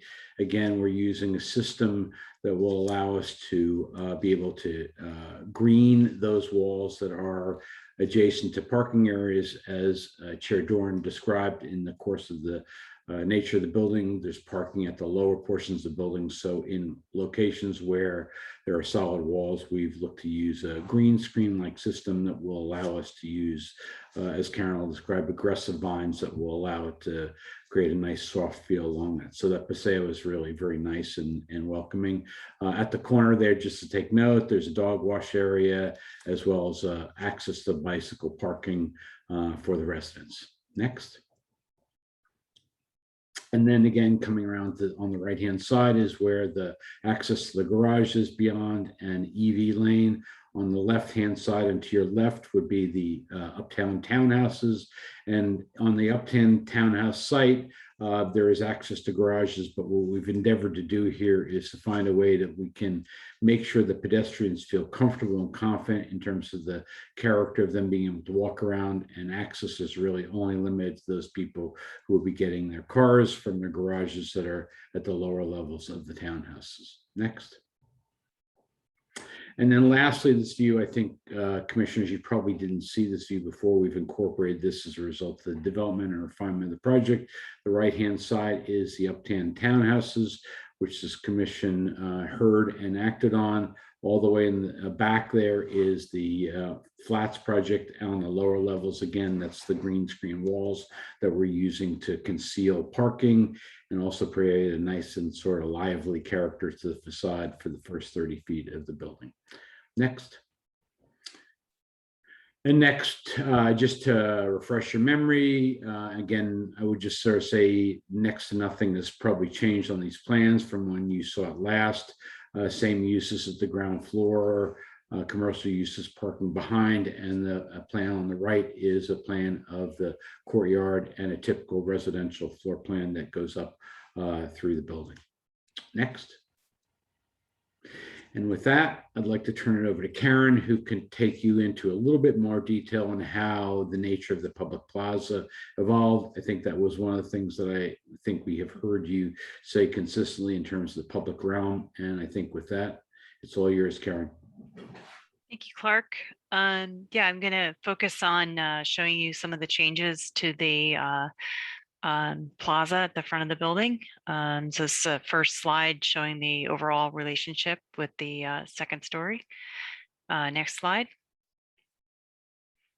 So the images on this slide show the design as it's developed so far. The design includes an exit from the neighborhood benefit space onto a raised patio. The patio steps down with tiered wooden seating, creating an inviting and activated corner. The seating also connects to the plaza, which anchors to the corner of the paseo and provides a nice activated corner to lead a person down the paseo. At the end of that paseo, there is also a connection to the townhome site at the back. Clark mentioned on the vine walls that we will be creating for the project. Those will be using a green screen product, which will allow for easy maintenance of the building facade, as well as allowing for pruning and caring for the vines. And we've are planning for a robust seasonal color palette, and so have picked out 3 vines for that green screen, including Bower vine, Carolina jasmine, which will have yellow flowers, and also a mixed in there a California grape, which will have a nice red fall color. And that wraps up my presentation. I think we'd also like to, at this point, wrap up the presentation as a whole. Thank you to the commissioners. I actually just want to thank you, Karen. Okay. Sorry about that. I just want to add one thing, correct one thing. The space above the stadium seating is no longer a neighborhood benefit. Our community amenity will be paid through the in lieu fee. So apologies for that error. With that, thank you, commissioners, and looking forward to any questions or comments. Thank you. Commissioner Riggs, do you have a question, a clarifying question? Oh, okay. I'd like to move on to the EIR consultant for their presentation.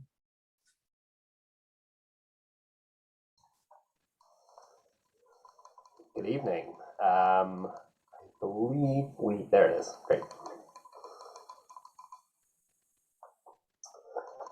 So good evening, Chair and Commissioners. My name is Matthew Wiswell. I'm with LSA. We are the city's consultant for environmental review of the Flats project. With me tonight are Teresa Wallace, LSA's principal in charge, and Dean Arizabal, LSA's transportation principal. I will try to keep this as brief as possible because I know that you've heard a very similar presentation for previous projects in the Bayfront area.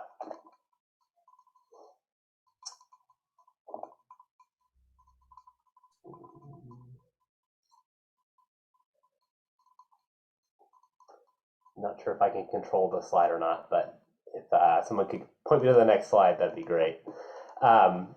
While we wait for that, I'll just go to the purpose of tonight's meeting, which is to hear your comments on the draft EIR that was published on October 25th. The focus of your comments should be on the adequacy of the analysis provided in the draft EIR. And while we're happy to answer questions or clarify material in the draft EIR tonight, we would ask that any comments of a really technical or specific nature be provided again in writing so that we can provide you with written responses. We want to be sure that we're providing you the most accurate responses that you may need, and we want to confer with our technical specialists who aren't here tonight to do that. I believe a court reporter is also recording the comments, and a transcript of all the comments received tonight will also be prepared. Each comment that we receive on the EIR will then be formally responded to in writing, and all comments must be received by December 9th, which I believe Kyle noted already.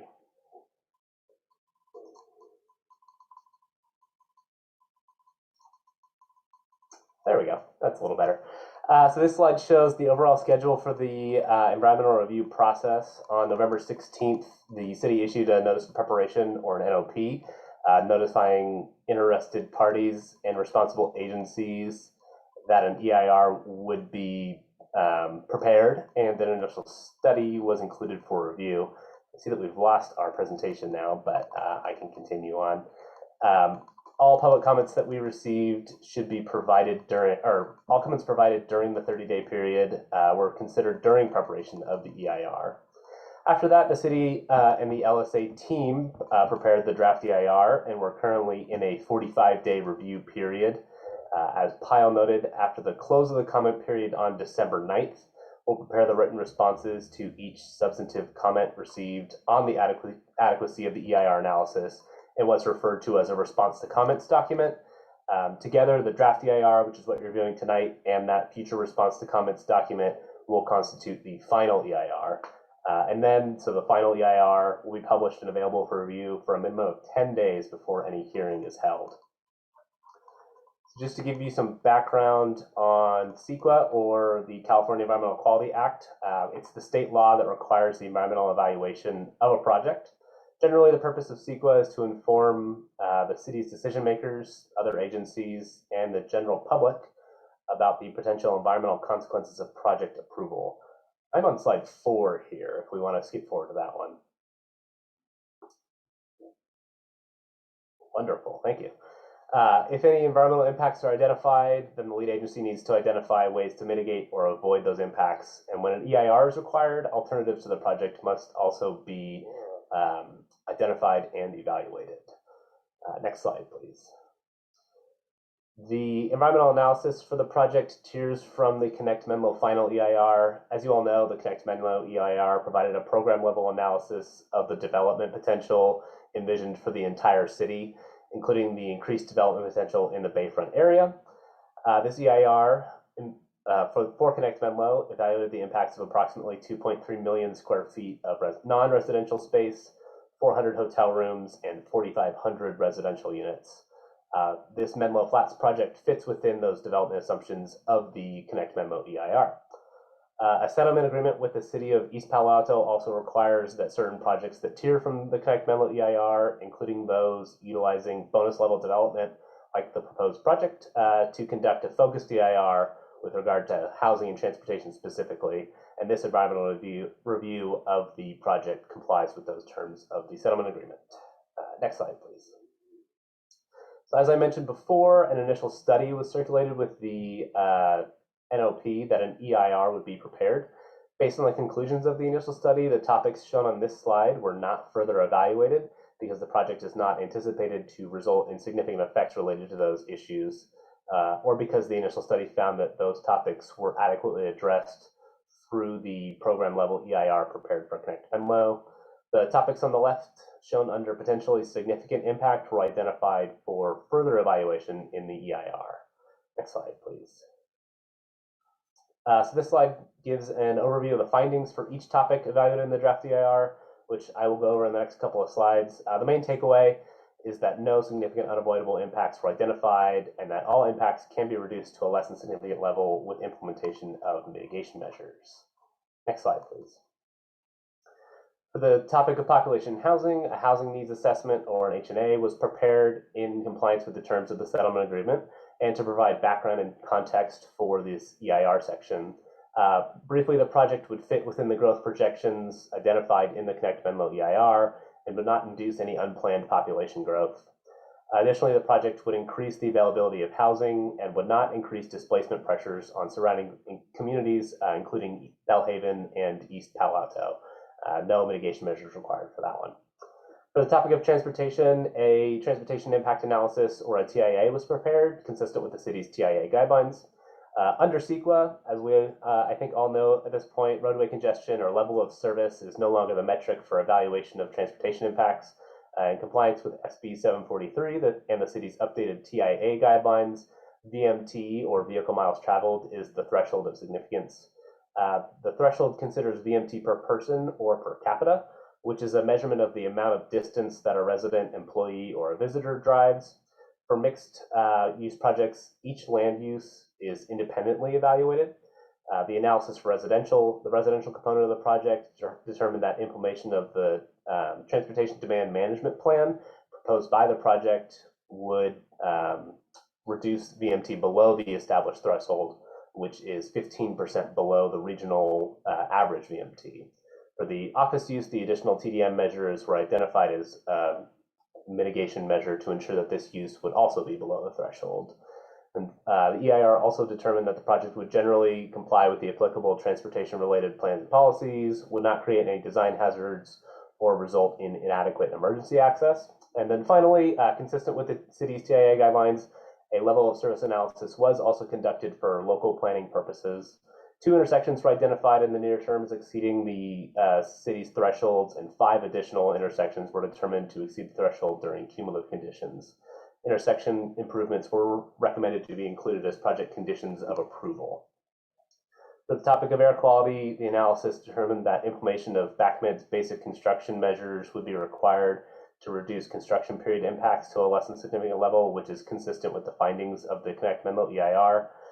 The project would also not exceed regional air quality emissions during operation. The EIR also included an operational and construction health risk assessment, or an HRA, consistent with the mitigation measures outlined in the Connect Menlo EIR. The HRA determines whether or not sensitive receptors, including residential uses, schools, or other similar sensitive uses, could be exposed to toxic air contaminants. The analysis determined that mitigation measures would be required to ensure that construction equipment is equipped with specific emissions controls to reduce exposure of offsite receptors to TACs during construction. This analysis determined that both on and offsite receptors would not be exposed to substantial increases in TACs with the project during operation. For greenhouse gas emissions, all impacts would be less than significant, and implementation of the basic control measures I just mentioned would further reduce the GHG emissions during construction. The project would be well below the BACMED's thresholds for operational emissions, and the project would generally comply with all the applicable plans and policies and regulations adopted for the purpose of reducing greenhouse gas emissions, including the state's scoping plan, Plan Bay Area, and the city's climate action plan.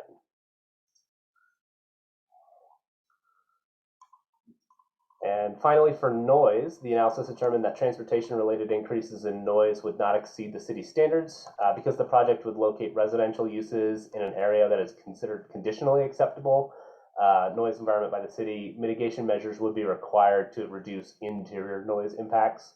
These include the installation of mechanical ventilation so that windows can remain closed, and the use of noise-reducing window materials. These are also consistent with the Connect Menlo EIR mitigation measures. So as I mentioned previously, the EIR also evaluated a range of alternatives to the proposed project with the objective of avoiding or reducing potential impacts of the project. These alternatives were developed in consultation with city staff and consider the comments received during the NOP scoping period, as well as comments on previous projects in the area as well. Under CEQA, alternatives to a project must generally meet most of the basic project objectives. While a number of alternatives were considered, the EIR included a full analysis of 4 alternatives, including the CEQA required no project alternatives and 3 different development alternatives, which are summarized in this slide. So there's the base level alternative, which looked at development of the site under the maximum base residential density allowed in the zoning district without any community amenities and without any bonus level development. This would include 111 fewer residential units than the proposed project and a decrease of about 6,000 square feet of non-residential space. While some of the impacts would be slightly lessened due to the reduced size of the project, none of the impacts would be entirely avoided, and similar mitigation measures would still be required. We looked at an all-residential alternative, which evaluated development at the maximum level of residential use in the zoning district, which in this case is 159 units, one more than the proposed project. But without any non-residential space. Instead of providing any community amenities on site, the project sponsor would pay the community amenity fee. While some of the impacts would be slightly lessened, only the VMT impact would be entirely avoided under this alternative because there wouldn't be any office space. And finally, the reduced parking alternative analyzed the reduction in non-residential parking that would be required to achieve a maximum VMT reduction possible. The VMT reduction is estimated based on a formula from the California Air Pollution Control Officers, which compares the proposed parking to the demand rate from the parking demand from the Institute of Transportation Engineers. Based on this formula, reducing the office parking supply by 9 spaces provides the maximum VMT reduction. It should also be noted that the reduced parking alternative would result in fewer parking spaces than the minimum required by the zoning ordinance, and therefore would require the approval of a variance, which the proposed project as is doesn't require. All that being said, even with the maximum VMT reduction possible, there would still be a VMT impact and the same mitigation measures as the project would be required. So ultimately, it was determined that in terms of environmental impacts, the all residential alternative would be the environmentally superior alternative. However, this alternative would not fully achieve some of the basic project objectives related to providing on-site non-residential space. Next slide, please. So with that, that concludes my presentation and overview of the CEQA process and the EIR. As we noted, comments will be collected by the city and should be submitted to the email address, or if you prefer to write them in a letter, to the address listed there. Even if you make verbal comments tonight, we would again encourage you to also submit your comments in writing so that we can thoroughly respond to them. And with that, I will take any questions. Thank you. I do want to open it up to public comment, but if we have clarifying questions from the commission, we can do that now. I'm not seeing any, so I would like to open it up to public comment this time. Mr. Pruder, do we have any hands raised now?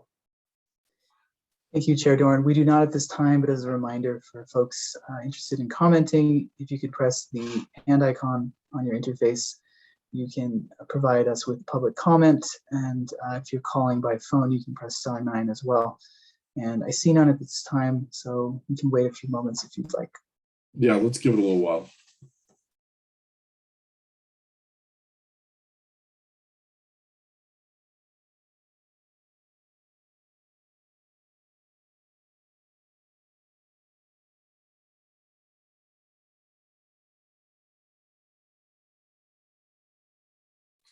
Still no hands raised?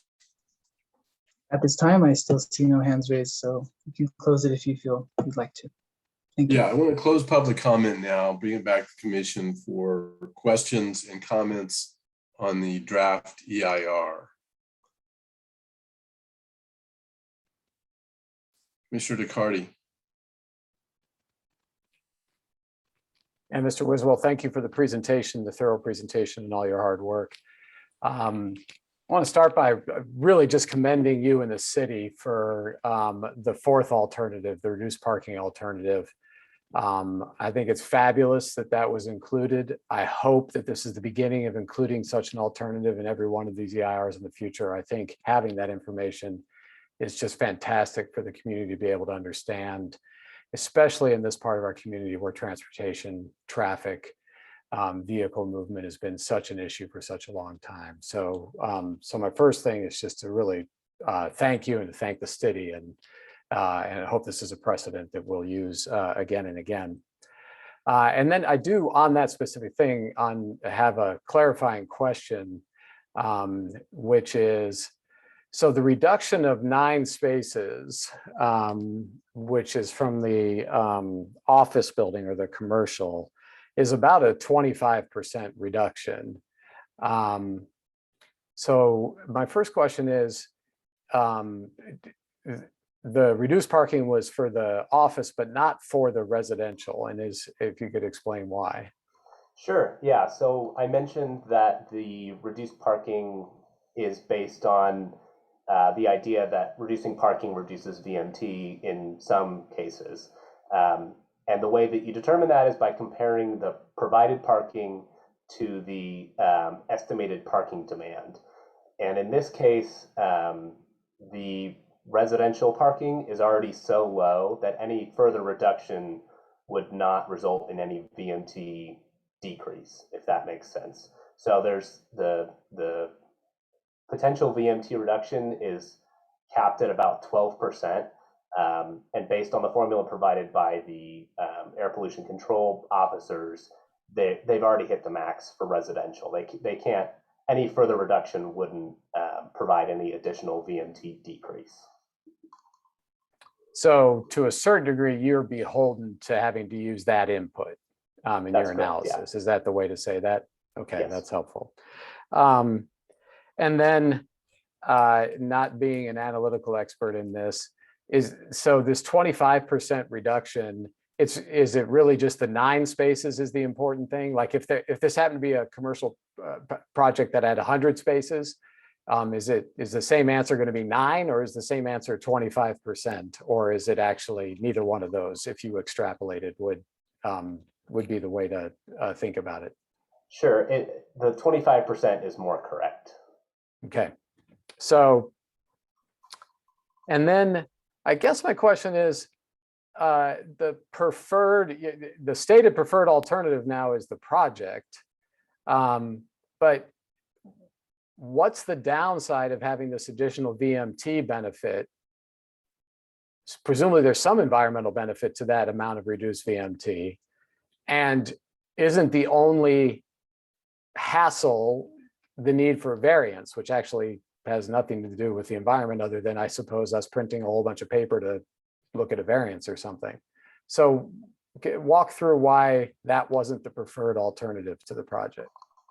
Sure, so I will say, just first, if I can make a clarification, it's the environmentally superior alternative, not necessarily preferred. CEQA doesn't get into the business of recommending projects or not.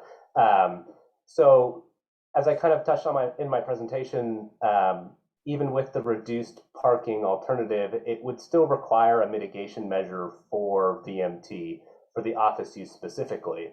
And so we had another alternative that's all residential, and since it doesn't have any office space, it doesn't require that transportation mitigation measure.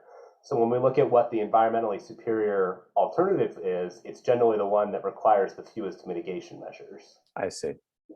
But it's still, right, so that's the superior one, but relative to the project, if you were just looking at the project to the no parking alternative, everything's equal, except you get the benefit of the VMT reduction from reduced 25%, and you have to do a variance. That's the way to look at that if you're just comparing across the EIR to those two aspects of, those two of the 4 that you put in there. I might want to ask Eric Phillips to weigh in on this. I know that there may be an issue with the amount of parking that can be reduced from the legal side, or maybe Pyle can weigh in, because it would be less than the zoning code requires. Pyle, do you want to touch base more on that? Sure, I can try to take that. So, Vice Chair, the issue is, if you compare the 2 projects out of the sort of the environmental scope of the environmental superior project, the issue is that this is a SB 330 project, the current project that is being proposed. Therefore, legally speaking, and Eric can speak to that some more, staff cannot add a requirement that the applicant go through a discretionary review process such as a variance, because SB 330 statute doesn't allow us to do that. So in other words, we couldn't say, do the reduce the parking for the office by 9 spaces, therefore be not compliant with the zoning code, which requires you to do a variance, so that we could reduce the VMT by 12%. And I would just note, even if we do this, all it does is take a couple measures out of the transportation mitigation measure. It doesn't completely avoid it, and there still will be some additional measures needed. It would change how many additional measures will be needed. Yeah, I appreciate that. Thank you. So mostly I'll just go back to the beginning on this, which is I think it's fabulous that this is in the EIR. I think it's clear that this is information that is hugely helpful to a community that has been deeply impacted by traffic. And I think it gives us as a city a whole lot more information in the future to understand that building more parking and making roads bigger does not take care of our vehicle miles traveled problem. And this puts that in really stark relief in a really helpful way. So I'll just go back to the beginning and thank you for making that happen and appreciate the clarifications.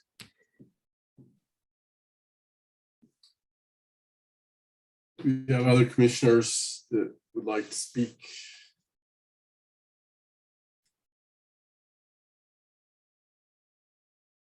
Okay. Well, I'm not seeing anyone else that wants to speak on the draft EIR. I want to ask Ms. Bagat, is there anything else you need from the commission now, or can I close the public hearing portion? Chair, if there are no other comments from any of the commissioners, then we can go ahead and close the public hearing on this portion and move on to the study session. Okay, I'm not seeing any other comments from the commission, so I'm going to close the public hearing portion of the meeting. We will now move to the study session, which unfortunately has another long paragraph for me to read to open. This is a study session for use permit, architectural control, below market rate, BMR housing agreement, heritage tree removal permits, and environmental review from Andrew Marcos for Graystar at 165 Jefferson Drive, Menlo Flats. Request for a study session for a use permit, architectural control, below market rate housing agreement, heritage tree removal permits, and environmental review to redevelop the project site with approximately 158 multifamily dwelling units, inclusive of 20 additional bonus units for the incorporation of on-site below market rate units per the city's BMR housing program, Chapter 169604.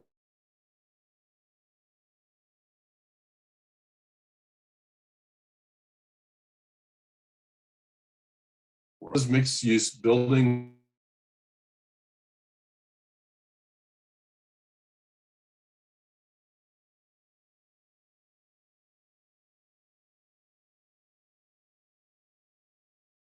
would be 8 stories in height, including 3 levels in the district. The project site currently contains one single story, approximately 24,300 square foot office building that would be demolished.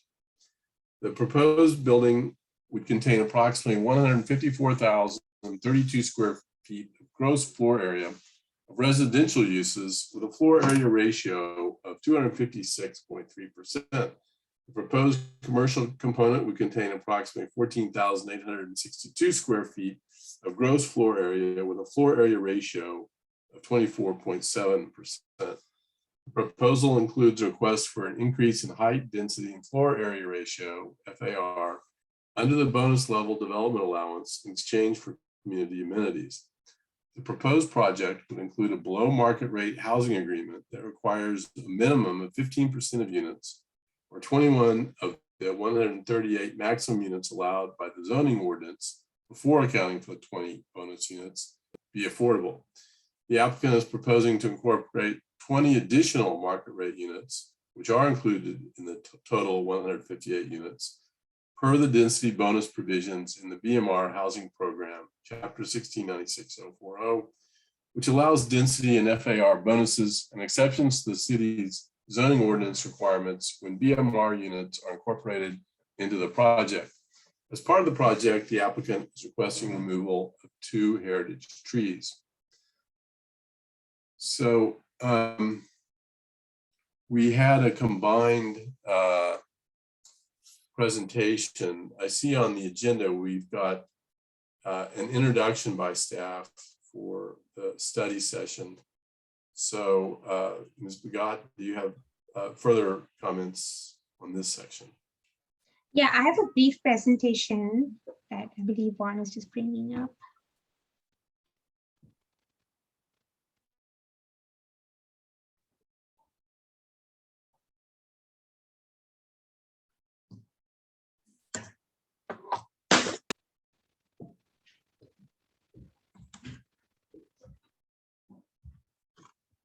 I'm sorry, there's just a little lag here.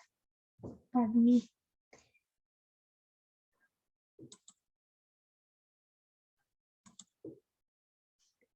Okay, so for the study session portion, towards the end of the staff report, staff has posed some direct questions that we would like the commission to respond to. The first question is about the site layout, including the proposed open space design. And staff would like the commission to review the paseo and the treatment of the parking wall that is adjacent to the paseo and provide comments on that design component as well as the overall design and site layout of the project. The project includes two proposals for providing affordable units. The first proposal is an all low income mix, whereas the second proposal has very low and moderate mixed units. So staff would like the Planning Commission to provide comments on the BMR proposal. As you heard, the applicant is proposing to provide an in-lieu fee instead of a physical community amenity on site, and staff would like Planning Commission's comments on that. Lastly, there are some roadway congestion intersections that are discussed in the staff report. These are not triggered by VMT, but required by the city's TIA guidelines. While staff is reviewing these proposed intersections in greater detail, if the commission had any comments on any potentially recommended improvements, staff would like the commission to respond to those. And lastly, the applicant did say that they were trying to find additional bicycle parking within the project to meet the bicycle parking requirement. But if the commission had any further comments on that, staff would welcome those too. So just wanted to bring up the questions that we had for the commission tonight, and I look forward to your comments and comments from the community. Thank you.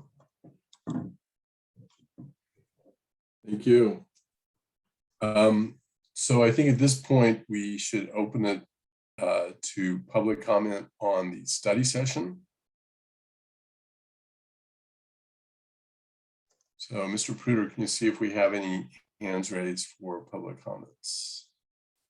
Thank you, Chair Doran. At this time, I do not see any hands raised. Again, as a reminder, if anyone would like to speak, members of the public are welcome to press the hand icon on your Zoom interface, and we will give you the ability to speak for today's item here. And also, if you're calling by phone, you can press *9. We can wait a moment more, but I still see no hands raised at this time. Yeah, let's give it a little time.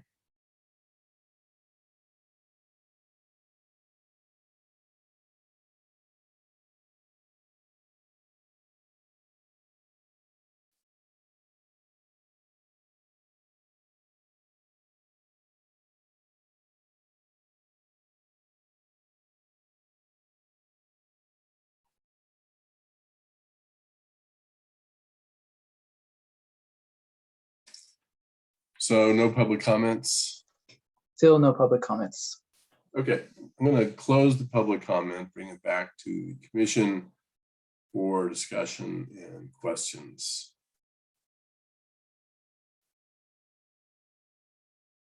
With someone, Commissioner Barnes. Good evening. Thank you, Chair Doran, and thank you to the applicant for running us through that proposal. This is the third time that we're seeing this in a study session framework. So I feel pretty good about a lot of the design questions.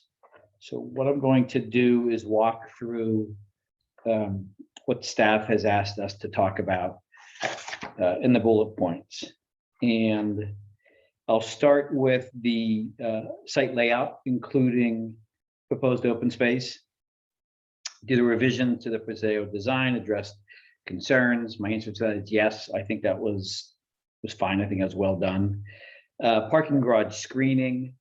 I would say yes to that as well. I will say that a disappointment that I have is when the Facebook parking garage came up, and I know that I personally steered away from the green wall because I wasn't really convinced that it was going to be successful on that scale.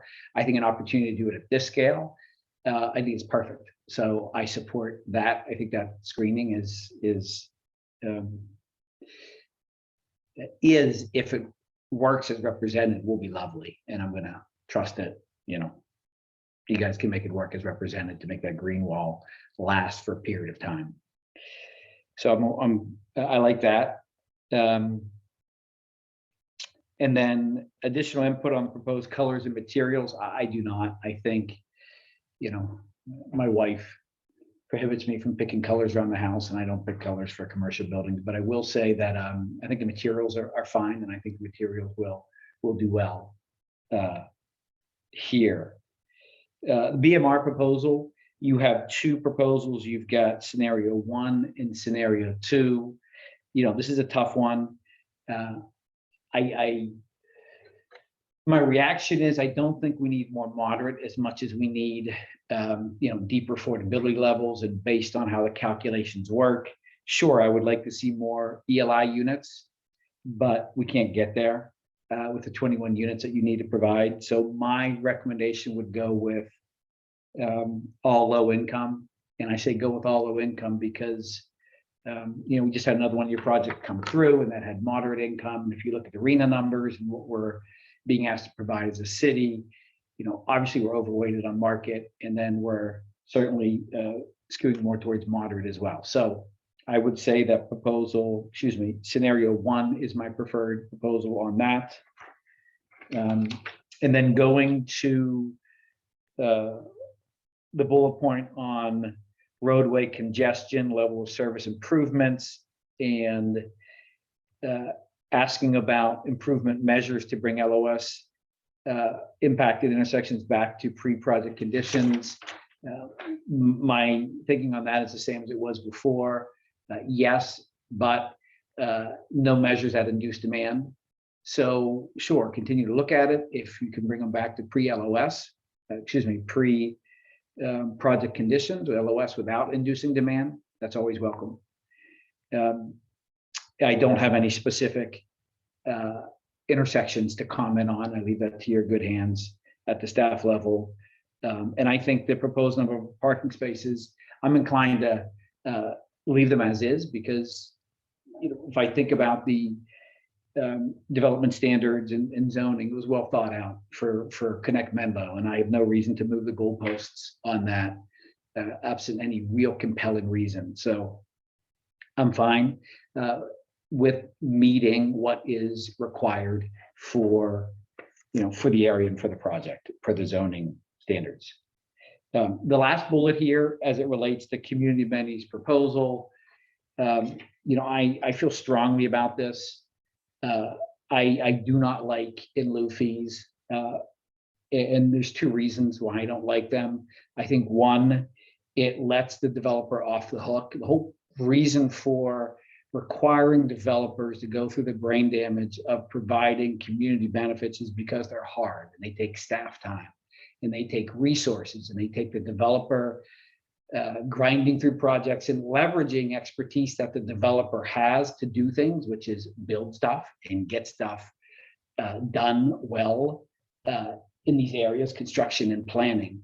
I think it is a mistake to allow a developer to do what would be their preferred way, which is to pay money and go away. So I don't agree with the in lieu fee, and I also don't agree with not using the Connect Menlo community amenities. I mean, the only reason I've heard why that's not the list to use is because people who were there at the time aren't there now. And I think that's a ridiculous argument. I think it disenfranchises all the folks that put in the effort, particularly a Spanish-speaking community that was targeted for the outreach.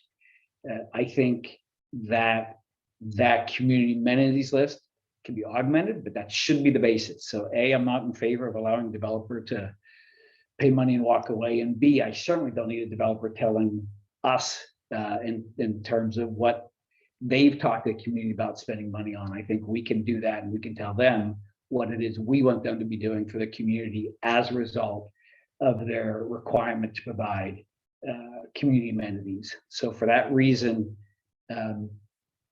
this is a real sticking point with me. And when it comes down to a vote, I'm gonna think very hard about the project having nothing to do with the merits of this project, the design, the location, the intent, the bringing housing to the area.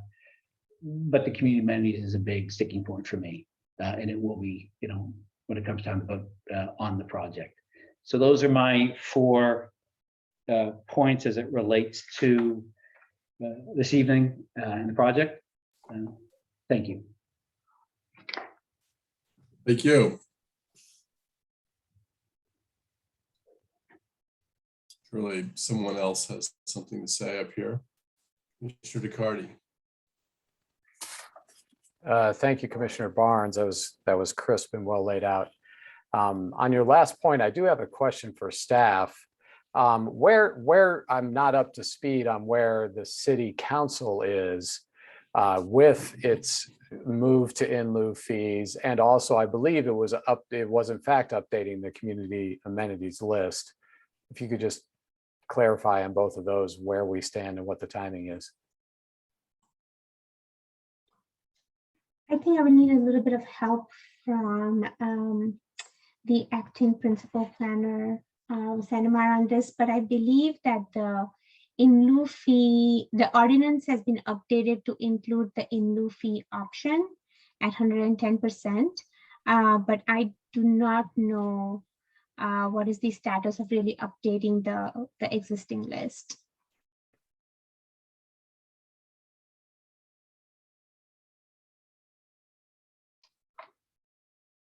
Yeah, I believe that's correct, that the in lieu fee is now a public amenity.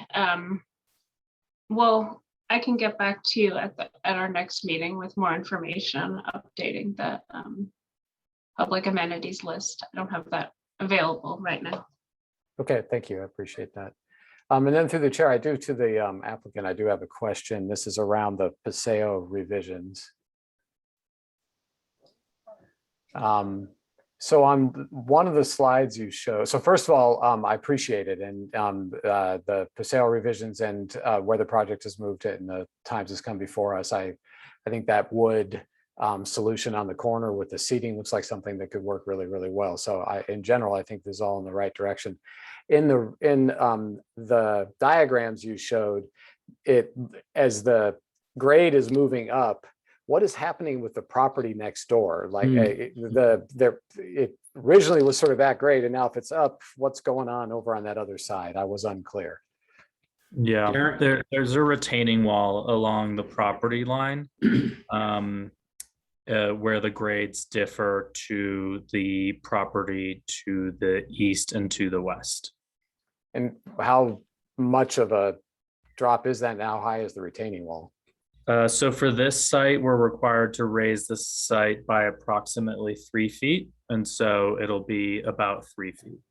And then will you have to have some kind of fence or some kind of protection so that somebody doesn't fall off that side? Yeah, I believe there will be a fence there as well, yes. And so temporarily, there's a Paseo there. So once that property, if and when that property gets developed, the Paseo will continue on the neighboring property.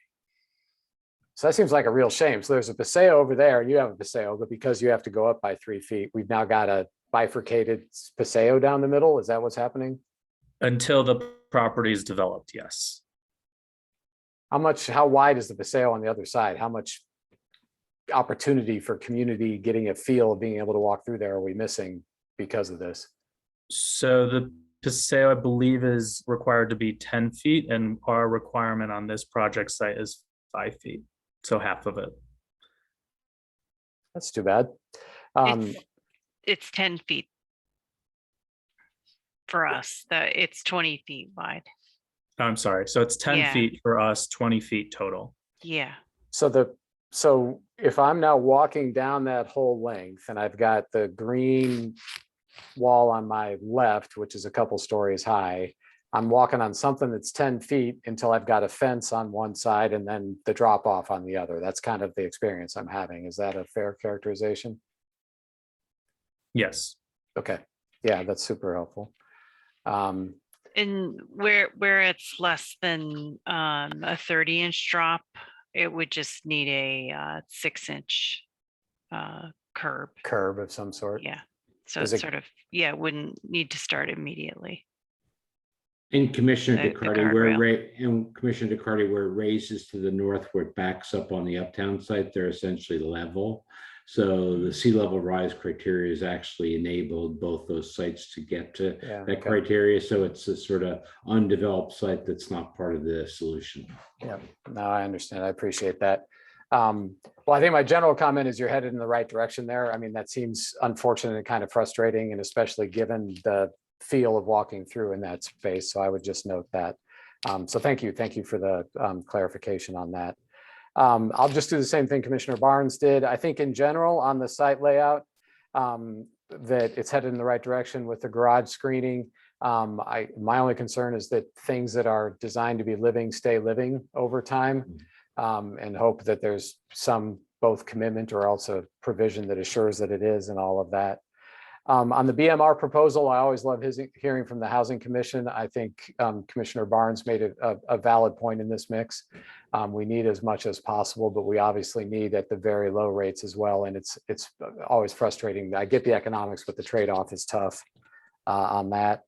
On the community amenities, I'm inclined to follow the City Council. They look at the big picture on this, and if they've made the opportunity for in lieu fees, then I would support the in lieu fees.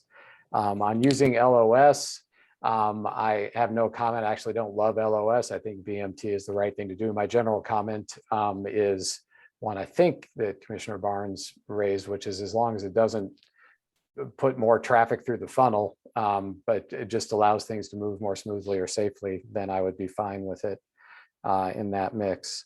I think those are the things we were supposed to comment on. And then my last thing is mostly a thank you and then a clarification. So on the generator moving to battery from diesel, how hard was that?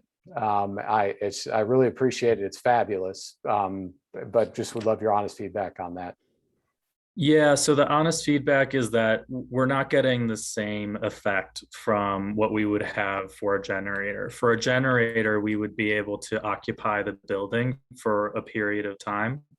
On the battery inverter, it's basically 90 minutes to get everyone out of the building and safety. So, and you know, you can't operate the garage, and the elevators are on reserve battery reserve battery power from the elevator itself, not from an inverter or a third-party source. So the inverters are really for lighting, exits, really minimal power to the building.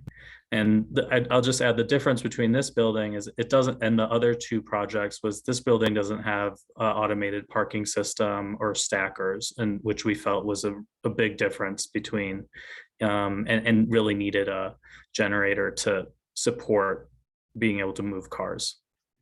I appreciate it. Thanks for the honesty and clarification, but mostly thank you for digging into it and figuring out if there was a possibility on that.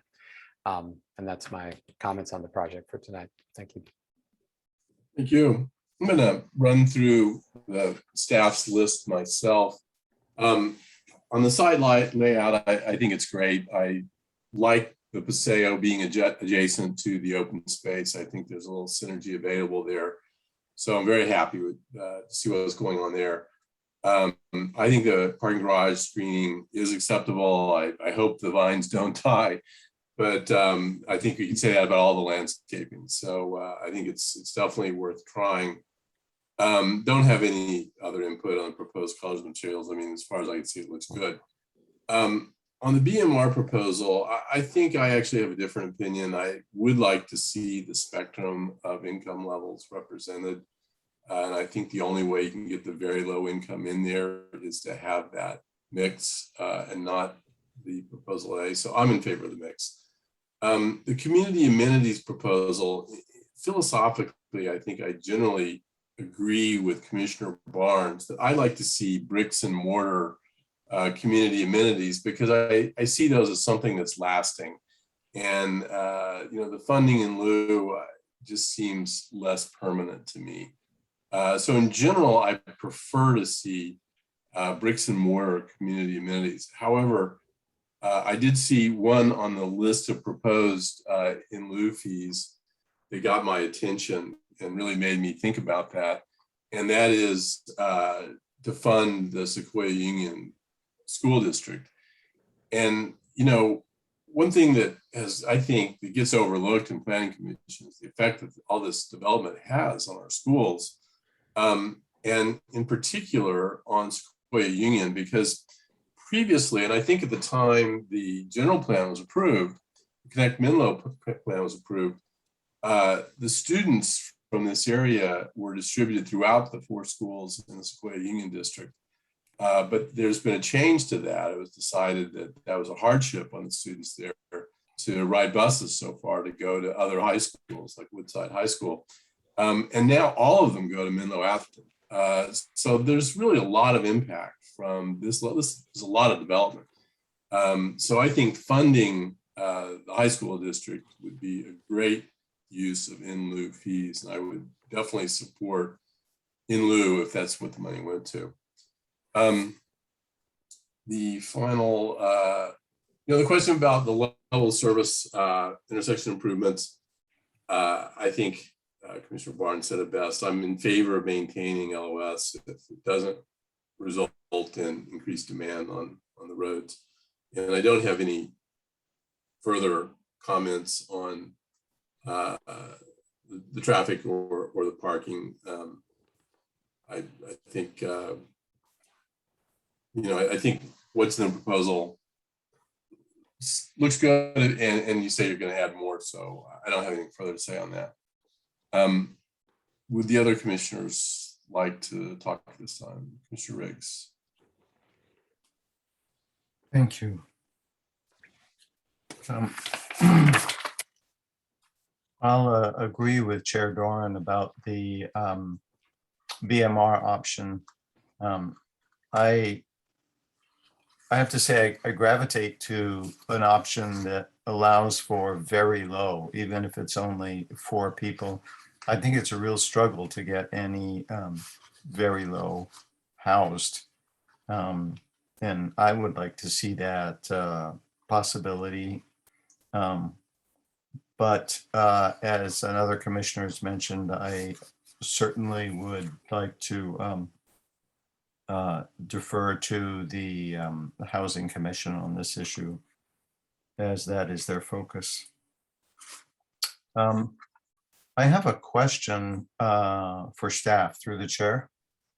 And that has to do with the fiscal impact analysis coming up, that we have a net negative to the city of 140,000 per year.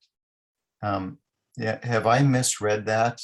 Because the development of a project that is suddenly worth $20 million more than it was last year sounds like a pretty reasonable positive in terms of property tax alone. So I'd like I'd like a better way to understand. So that's for staff, and I don't know if we have anybody who can speak to the FIA tonight.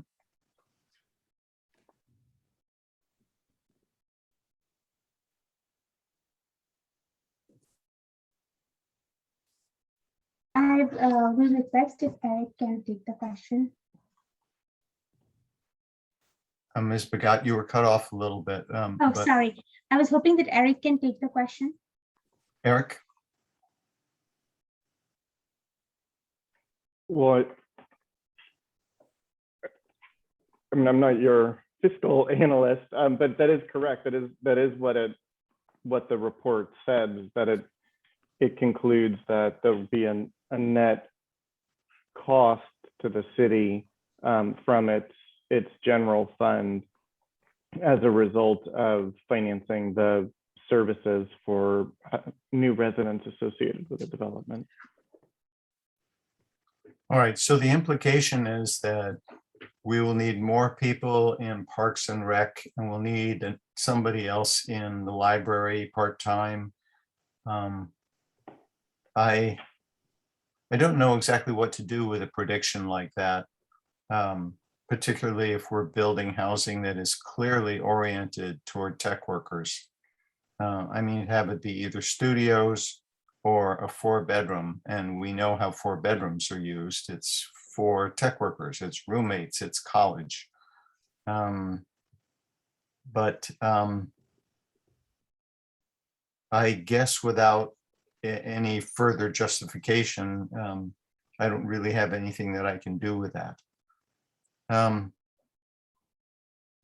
then on the next subject, I noticed that we do have traffic impacts. I think this is inevitable. And as I've said before with housing projects are what we want, as opposed to offices that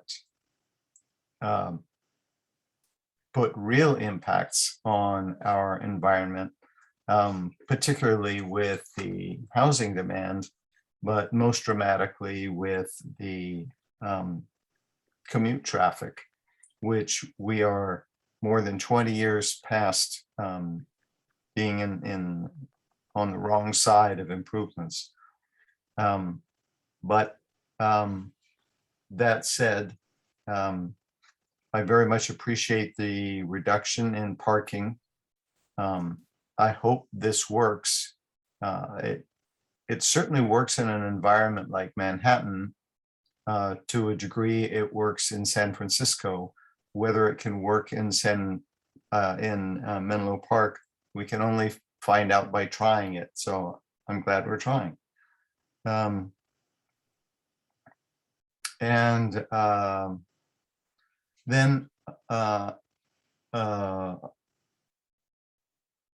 I would like to just ask a little bit of Mr. McManus regarding the pedestrian level of the new building, particularly along the Paseo.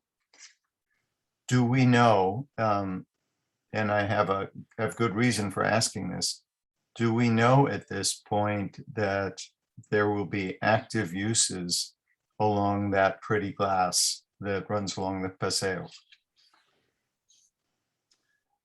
So Commissioner Riggs, let me see if I can answer this, and Karen, you can jump in here. So as the pavilion, Commissioner Riggs, turns the corner, the glass returns back as it goes up the Paseo. So if you follow that and looking at the sketch, there's this sort of activated plaza. There's the opening for the retail space that fronts that plaza. And as it turns the corner, the glass turns the corner. And then at the end of that, happens to be exit door. Then it transitions to a green wall that actually incorporates where the bike parking is. And then it sort of migrates to around the corner on the north side where the dog care location is. So there is active use, or also is, and I don't know, I don't want to get it up on the screen, but there's also the back door into the building, which the commission precipitated along the Paseo if you were to store your bike in this bike room that is fronting the Paseo. So hopefully that helped you on that. Well, there's a fair amount of glass as you start down the Paseo, assuming you're starting from Jefferson. Yes. And let me start by asking, is that expected to be retail or restaurant space? Retail space, Andrew, right? So we've designed it to withstand a cafe, but we're kind of slating it as non-residential so that, we need to respond to what the market can withstand. So we'd love to have a cafe there if it works, if that's what the market demands. But it's general non-residential space. All right, so if it's math tutoring, it will be just people at desks and no motion and no activity. It may be, yes. Yeah.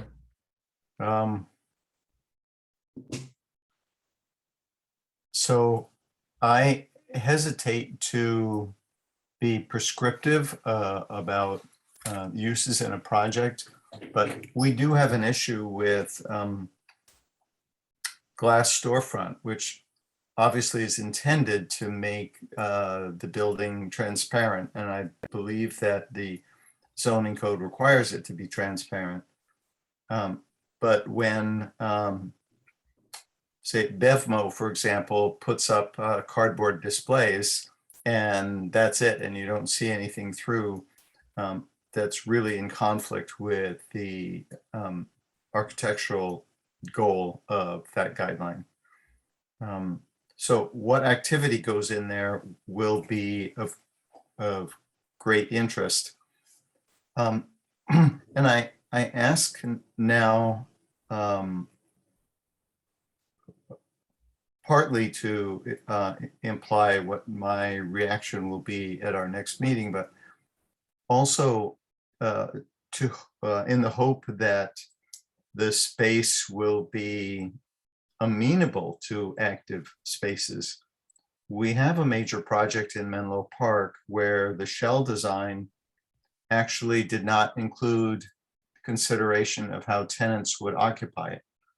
And that would happen with California builder and architects' decades of history of building shells for retail and knowing how to build in flexibility. That was really disappointing.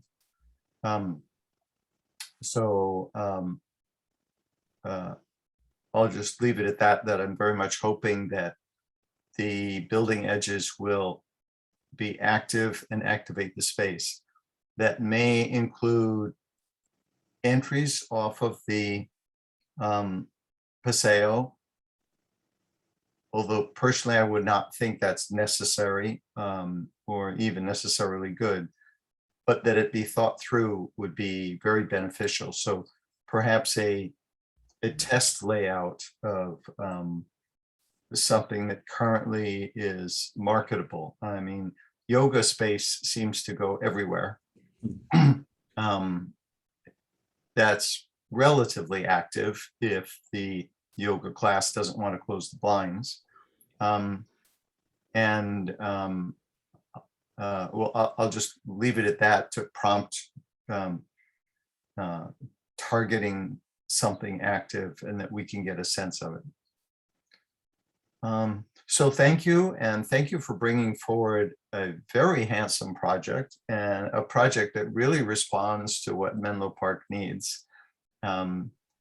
Thank you for not bringing a couple 100,000 square feet of office building to Menlo Park. And I look forward to seeing the project at its culmination soon. Thank you, Commissioner Ricks. Thank you, Commissioner Riggs. Do we have any other comments from the commission? I want to ask staff if Ms. Bagat, if we got everything that you're looking for, if you have other questions you'd like input on from the commission. I think staff has everything that we needed to be answered. So thank you for that. Okay, thank you.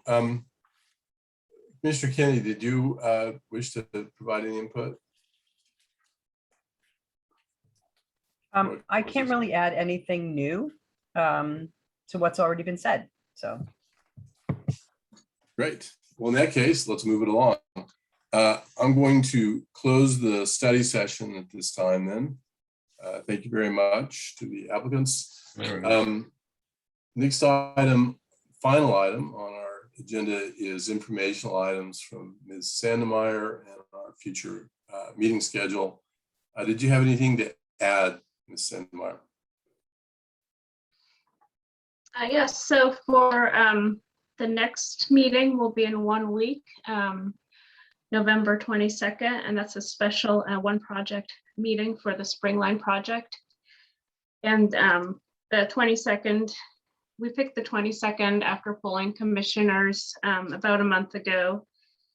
And so on the November 29th, we didn't have a quorum. So that's how we picked November 22nd. And that concludes my updates, but I'm happy to answer any questions. Do we have any questions? All right, in that case, I'm going to adjourn at 9:58, a feat that I think no one thought possible tonight. Congratulations to all. Thank you, Chair Doran. Good to Well see done, everybody. Mr. Chair. Thank you. Good night.